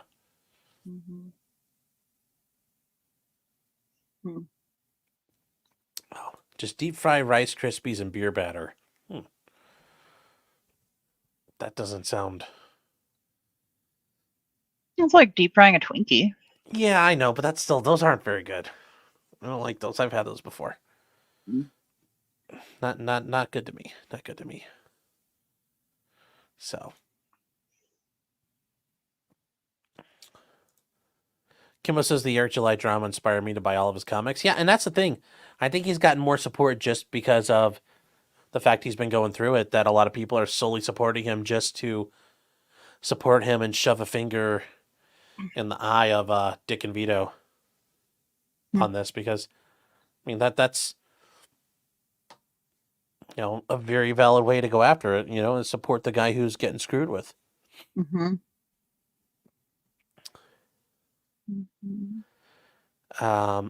Just Me says, heading out to bed. Peace out. Thank you for the show. Yeah, well, thank you for being here. Merry Christmas. Have a nice night. Merry Christmas. Zero Fuck says maybe both sides planned the beef. Maybe. I mean, that does happen sometimes. But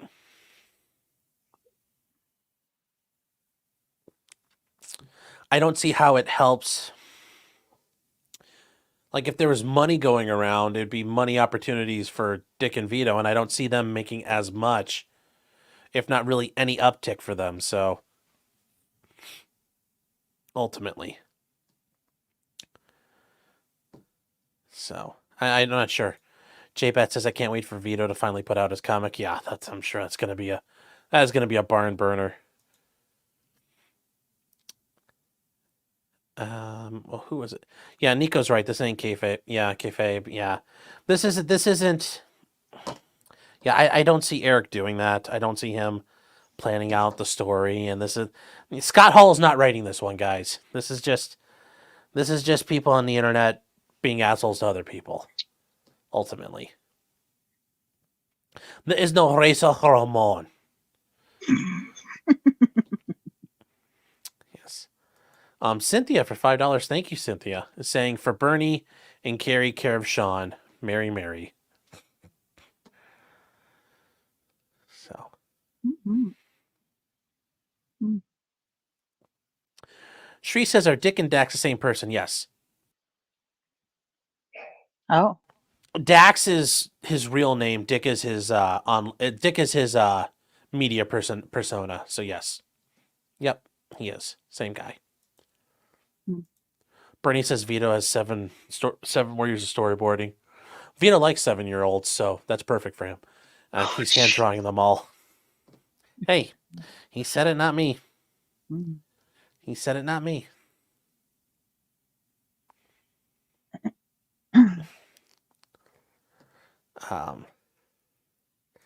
Pepsi Man says no, his real name is Juju the cow. Yes. That's another one of his aliases. I will hook you up. I will give you his to read as well. If you want to read Vito's, I'll bring you that as well. Since you're caught up on what I gave you already.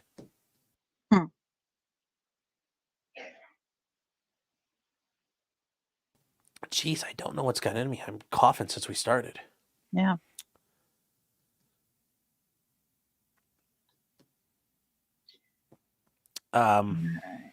Yeah. All right, guys. I mean, I don't know. It's kind of. Has anybody else gotten back to you? No. I'm Joe's? just happy some people showed up. Yeah. No, I know Joe. Joe's going on shortly. Yeah. Yep. So, but I think, guys, we are kind of probably going to be starting to wrap it up soon. Glad some people showed up. I'm glad you guys have all been here. I appreciate that. I know you guys have had a fun time. mm-hmm. Cindy for $5 more. Thank you. Is saying, okay, for Pepsi Man, it's Christmas. Joe's recapping his appearance on when did he go on Destiny? I don't know. It says my Destiny's a girl's name. Fight with Pisco. Oh, he went at Pisco. Colorado decision. Oh, he went after Pisco. Oh boy. Should we watch that? Oh yeah, we're gonna watch this. I think for a minute because I didn't know this happened, but NBC. It looks like he's gonna recap it in a few minutes. Mm-hmm. So. This is. Oh my God. So who's Pisco though? Pisco is an attorney. He's on Twitch. He's left leaning, and I don't know what he does. He's a newer attorney. He says he does like baby litigation, which I don't know what that really means. It sounds like he works in a firm somewhere where he's probably as it is when you're a junior associate in a firm. You don't do a goddamn thing except what people tell you to do. Okay. He's very I don't know. I think he's got some really bad legal takes at times. So anyway, Joe dealt with him earlier, and Joe just broke it off on him, dealing with some matters. And we're getting to no, he's past the bar. He's past the bar now. So he's a law student. He was a law student. He's not anymore. But yeah, I think Joe. I really want to. Yeah, I'm kind of curious. I didn't know Joe's gone on with Destiny, but Joe has made it onto Destiny, and Destiny is the big time on YouTube and with the debate brosphere. So, and Palmyra Productions Palmyra Productions saying, well, Sean, I don't get to catch a lot of your streams, but I watch your videos. So glad to catch one of yours finally. Merry Christmas, both of you. Well, thank you. Hey, Porcelain Thunder says, Joe, working on Christmas? Yes. Yes, I know. That would be... Oh, and I'm not worried. Joe's a busy man, and he's got his family. And yes, Joe is not the...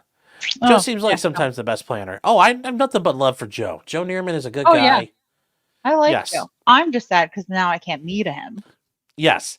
That's the thing. Joe, for the longest time since I've been doing this, she has loved listening to Joe. Yes. Like Joe's one of her favorites. Yeah, I just want to fangirl all over these people. So they should come on Yeah. a stream when I'm on. And since you guys apparently like her, I thought I'd bring her on too to help out. So, but yes, she really likes Joe. She really likes Joe. Sometimes she likes him more than my stuff. Well, I wouldn't say that. Yes. So Joe has not started the whole Destiny thing. Yeah.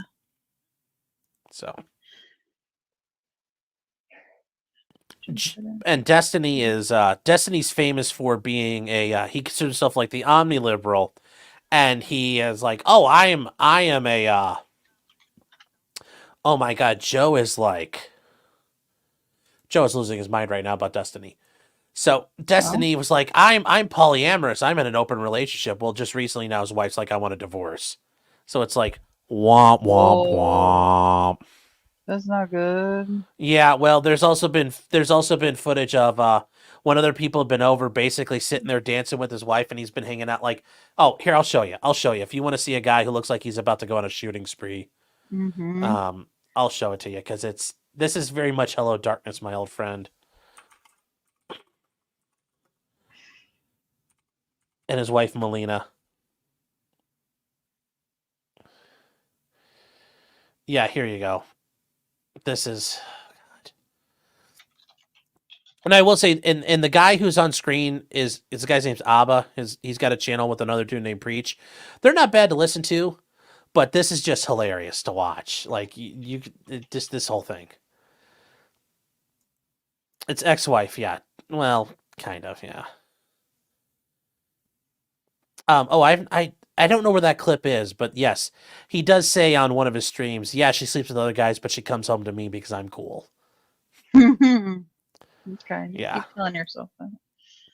Well, he's got his blue hair too, so. All right, so here we go. You ever taken any dance classes? I used to compete in ballroom dancing. Hey! So I know all of You and dance Ayla. dances. Yeah, exactly. Oh, you guys over here Isn't just that fucking weird? perfect forms? I haven't done it in so long though. Wait, what kind of ballroom? Wait, What are who's you doing? two? All Can the you tell me time. who- Okay, so that's Destiny in the blue hair. This Okay. black guy is Abba, and then this is Okay. Destiny's wife. Okay. I was competing all of them. That's a lot. Which Yeah. one's your favorite? Destiny's also known as Stephen Kenneth Bennell II. Oh. You're winning them foxtrot. And his family apparently, because he liked to be like, oh, I'm a good leftist. Well, his family ran sugarcane plantations in Cuba before Castro took over. So, yeah, his street cred has really fallen apart on the left, which is hilarious. Motherfuckers, you be like, One? I don't know if I had a favorite one. you ever seen her They're all dance? very different. No, you've never seen it. I haven't done it in years, is the thing. So I'm very curious if I started. But like, I can understand. Like, if we danced, you would be able to, like, what do you Lead call it? you. Like, yeah, exactly, really well. Because I would probably figure out, like, the basic steps, and I would figure out, like, how to do everything. All right, let's find out. No. Find out. No, we're gonna Uh-oh. No, okay. Mel time. Why did I say this? Mel time. Okay. It's All right. it's What's that? it's Mel Oh, she time. got the form. Okay. Yeah. So we're just doing salsa. We're just going. Yep. Right. Yeah? Look at that face. Look at that face. That face doesn't scream, I want to fucking kill everybody in this room right now. Yeah. Yeah. So he's dying on the inside. Yes, that is very much a man just that right there has become a meme, that face look of everything's fine. Oh. Yeah, and just Is that okay? and he's not even doing something else. He's just sitting there. Hey. Right? It kind of works. You could see like he's kind of like shaking a little bit too. 5, 6, 7, 1. 5, 6, 7, 1. 5, 6, 7. Hey, she can really do it. Nice. She can really do Really it. kinda No, do don't be so Yeah. shy. You got this. Because I've done it so long! That's fine. That's fine. So yeah, there we go. That's Destiny in a nutshell. So yeah, there you go. So No. so yeah. So here we go. It's Joe's starting the Destiny stuff. Wow. Yes, and this dude makes like hundreds of thousands of dollars doing streaming. He makes a lot of money. Really? Yes. Hmm. Jonathan says his heart is breaking. Yeah, but he's been doing this for years now. Cynthia says I need a fire sound in the show to generate some energy. Yeah, thank you, Cynthia. Yeah. Yes, no, I don't think so. Says, hello, darkness, my old friend.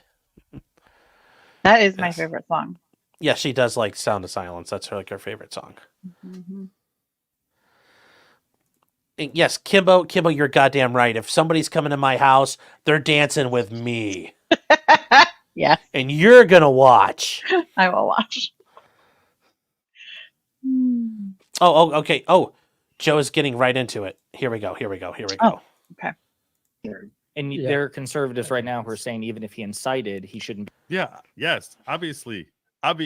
Yes. be disqualified because the presidency isn't an office. So they appeal to other alleged I think that's the ambiguities. stupidest fucking argument I've heard in my 100. life. You think it's such a stupid argument? It's such a stupid argument that it's the very argument that the district court judge hanged her hat on. Yes. Crazy stupid argument. Stupid argument. The one that she thought was most compelling. Okay. You think it's stupid? Yes, it is. Yes. 100%. Right. So look at the context of how this is occurring. Trump has, since before the election, been saying the election is stolen. I don't need to Relevant. Not relevant at all. go all into that. Pisco. If you want to see who's talking, you have to look in the top corner, left corner here. Yeah. Because the way he runs this, and like I said, I appreciate the way that Pisco moderated this debate. I think he did a pretty damn good job. Not going to kid you. I think he did a pretty damn good job. I don't like the fact that he has it structured that when he has guests come on, then no one can see these folks. So it's like, it's very, I'm like, I don't even know if like I have one foot in the door and one foot out the door as I'm talking. I don't know how my audio levels are. I can't hear I can't tell anything. It's a very discombobulating. I felt very Joe's vaping the good. Discombobulated. Yes, he is. Very, very discombobulated. This, right? But it is astounding that the night of the election, he declares there's a fraud on the American people and declares victory even before any evidence of fraud could conceivably be, at least sufficient to change the result of the election. Could have reached his ears. It was that very night. He was actually in the lead when he. How is that relevant to anything? Like, how is this relevant to anything? Like, this is a lawyer talking, and I don't understand how this is relevant to anything. Because Pisco acts like he's still got his retainer in his mouth. Throughout this time, he's engaged in multiple conspiracies to try. None of this is relevant. So actually, hang on. I want to interrupt you. Because I think it goes before that. He was even saying in the lead up before November 4th that if he loses, the only way would be fraud. So not even the night of, even in the weeks and months prior to. I'm sorry, go ahead. Correct. Yeah, so he genuinely believed that. He genuinely believed he could not possibly lose to this guy. And so did a lot of people. A lot of people thought that was true. It's very easy, 3 years later, to just sort of pretend that this was a close election. That this was close. A lot of folks forget that when they held rallies, Trump had tens of thousands of people chanting, "We love you, we love you." And Biden had 6 circles for social distancing, of which 6 circles. 2 would be empty. I mean, this was not comparable. So a lot of people were like, yeah, he cannot possibly lose absent fraud. It's not like a crazy conspiracy theory. It's like basically what it sounds saying, like. yeah, there's no way that the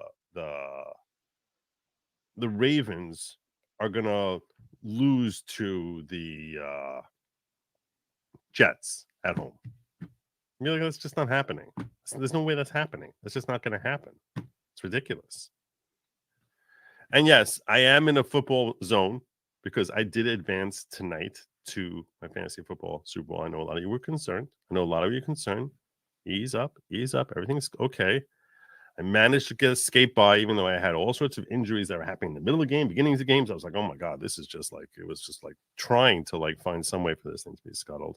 But fortunately, I was going against Brock Purdy, who basically became the worst quarterback the 49ers ever had since that guy who kneeled for the flag. So God bless you, Brock.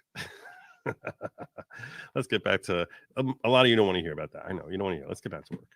And so he reject also the possibility that he would accept the results of the election.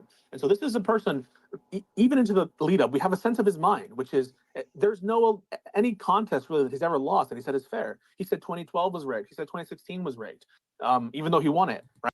Yeah, exactly. That's not a sign of someone who's acting in bad faith when he's saying after the fact that it's rigged. This is what's so stupid to me. This whole argument is self-defeating. It's an admission that, yeah, he does not trust our election processes.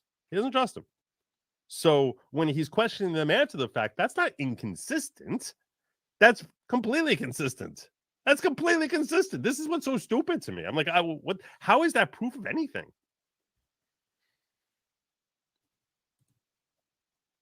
Go Lions, get your kneecaps bitten.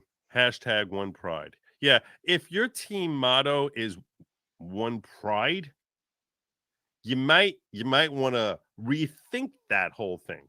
Just rethink it. Just I don't know. It's my suggestion. And I'll tell you something. I'm a huge fan of Amon-Ra St. Brown. He's like one of my favorite players in the NFL. I've owned him every year on at least one team. I love that guy. He's amazing. He's amazingly consistent. Just amazing. But yeah, # one pride is pretty. Yeah, pretty. Joe's not a fan of gay lions, apparently. Right? So this is someone who has shown an unwillingness to accept loss. Going into December, he is now engaged in multiple conspiracies to try to steal the election. And when all of his court cases and his conspiracies begin to unravel and fail, except the last one he has in the bank, which is this fraudulent elector Mike Pence scheme, he calls forth his people to come to January 6th. And you can read the opinion of the none of that is relevant. Like, that's the question you have to ask yourself. How is that relevant? Because the question is not, it's a matter of, when you're talking about incitement, it's a matter of what is his intent? Is it his intent to try and incite something illegal? kinds of things he's saying that make it clear that what his intent is, right? His intent is very clearly to stop Joe Biden from becoming the president. A lot of people, yeah, that's not necessarily illegal. There are legal ways to do that. There are legal ways to do that. So, yeah, that's not necessarily illegal. Anyone disagree with that? No, I Yeah, don't. but if he's doing it legally versus illegally, See, Destiny's asking good questions here. He's doing it legally versus illegally. yeah, I think is No, fair. But do we all agree that the intent of bringing people to January 6th was to stop the steal? I think we can agree with that. But that's a really It was called the Stop the Steal rally. It's not. You're not breaking news here. loaded statement, right? Yeah. I think, well, okay, so I personally agree, yes, but if I had to steelman the opposite side, I would say that. Why are you steelmanning this? This is a guy who just doesn't understand anything about where MAGA is coming from. No, it was a Stop the Steal rally. His intent was to stop the steal, but not to violently stop the steal. Well, yeah, that's what Precisely. That's the point. Pisco's saying, but he's just trying to get us to right there on the stop the steal thing, right? Yeah. I think we all agree with that. Yeah, right? but like saying insurrection like we all need to requires- get out and vote could literally be like stop the steal, right? Yeah. But I think we can all agree with that. Yeah. Yes. So But I would say that the MAGA counter argument is that I don't know who Mike 91 is, but he's the one who was trying to put forward the MAGA argument, even though he's a lefty, and doing a piss poor job. No offense, Mike, but pun intended on the whole Pisco thing. he did not intend to violently stop the steal, or he did not intend to stop the steal through force. He wanted to protest. He wanted to organize a protest to get the people in the Capitol building to change their mind without, basically putting a gun to their head. But the plaintiff, the district court, and the Supreme Court addressed that. I don't know if I'm getting ahead of Pisco there. By the way, when I'm on this thing, I can't see who is talking. Like the whole Josiah, I see a room, like a Discord room. and I have no idea who's talking, unless I recognize the voice. I didn't even know this guy Josiah was there. But they talk about, that's part of their determination. They talk about the months and months and months of Trump's increasing adoption of like violent rhetoric and not reacting to the violent rhetoric of his base. Like these two things are running in parallel. I don't know if Peace was getting there, but Yeah, no, 100% that plays a role into the fact. What? I know what you're trying to do there. This is just I know what you're trying garbage. to do. Not cool. Not cool. Bastard. fact that this is developing, it's escalating. He's aware of these threats. You know, he's absolutely aware that people are getting violent, that they're. What are you talking about? Based on what are you basing that on? What the? What is that based on? There's no There's indication. actually multiple instances of violence. So he's knowledgeable. He's When? the What United States. He instance? has access to the information. No, there actually was no reports. What of violence? that happened on January 5th. Yeah, what There's no what reports of happened? What violence that happened, before Bisco? 1 o'clock on January Oh, 6th. Engaging in insurrection. He has access to the So- threat assessments about what's going on. Yeah, he has access Yeah, to the threat assessments, assessments, which is come why on. He tried putting people in place to stop it. So all we're doing now is just building, building a wall, a metaphorical. So, guys, yeah, I think I'd go watching. I think I'm actually probably gonna wrap it up. It is midnight, so I think we're gonna probably end it here. Gentleman Savage, do you have to enable gifts on every YouTube channel you watch, or just once for your channel? I don't know. Not sure. So.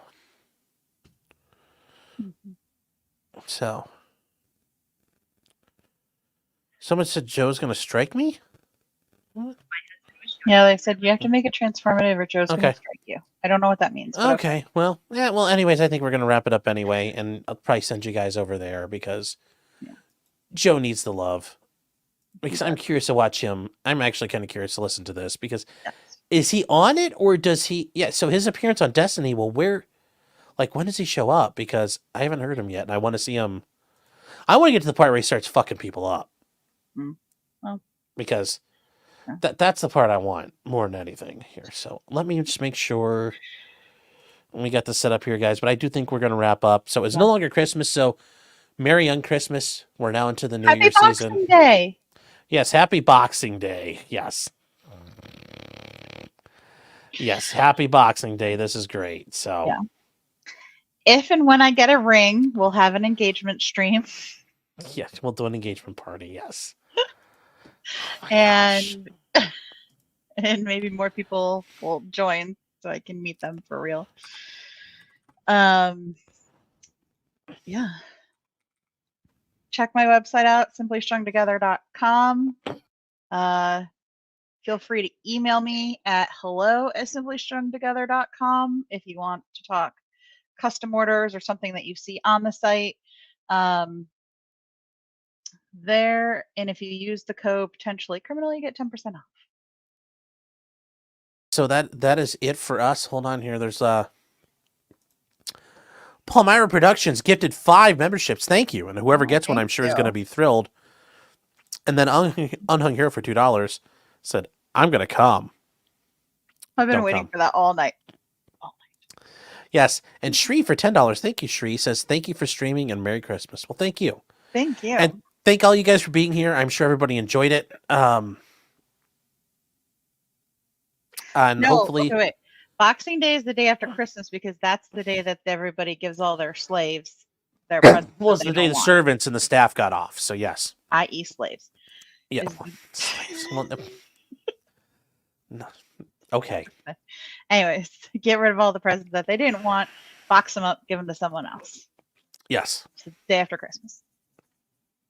Just as he wants straight, he'll just want royalties. So, all right, guys. Good night. I will see you guys on Thursday night, unless something big happens. Knock on wood. Hopefully, it's quiet till Thursday. And just until next time, Merry Christmas, everybody.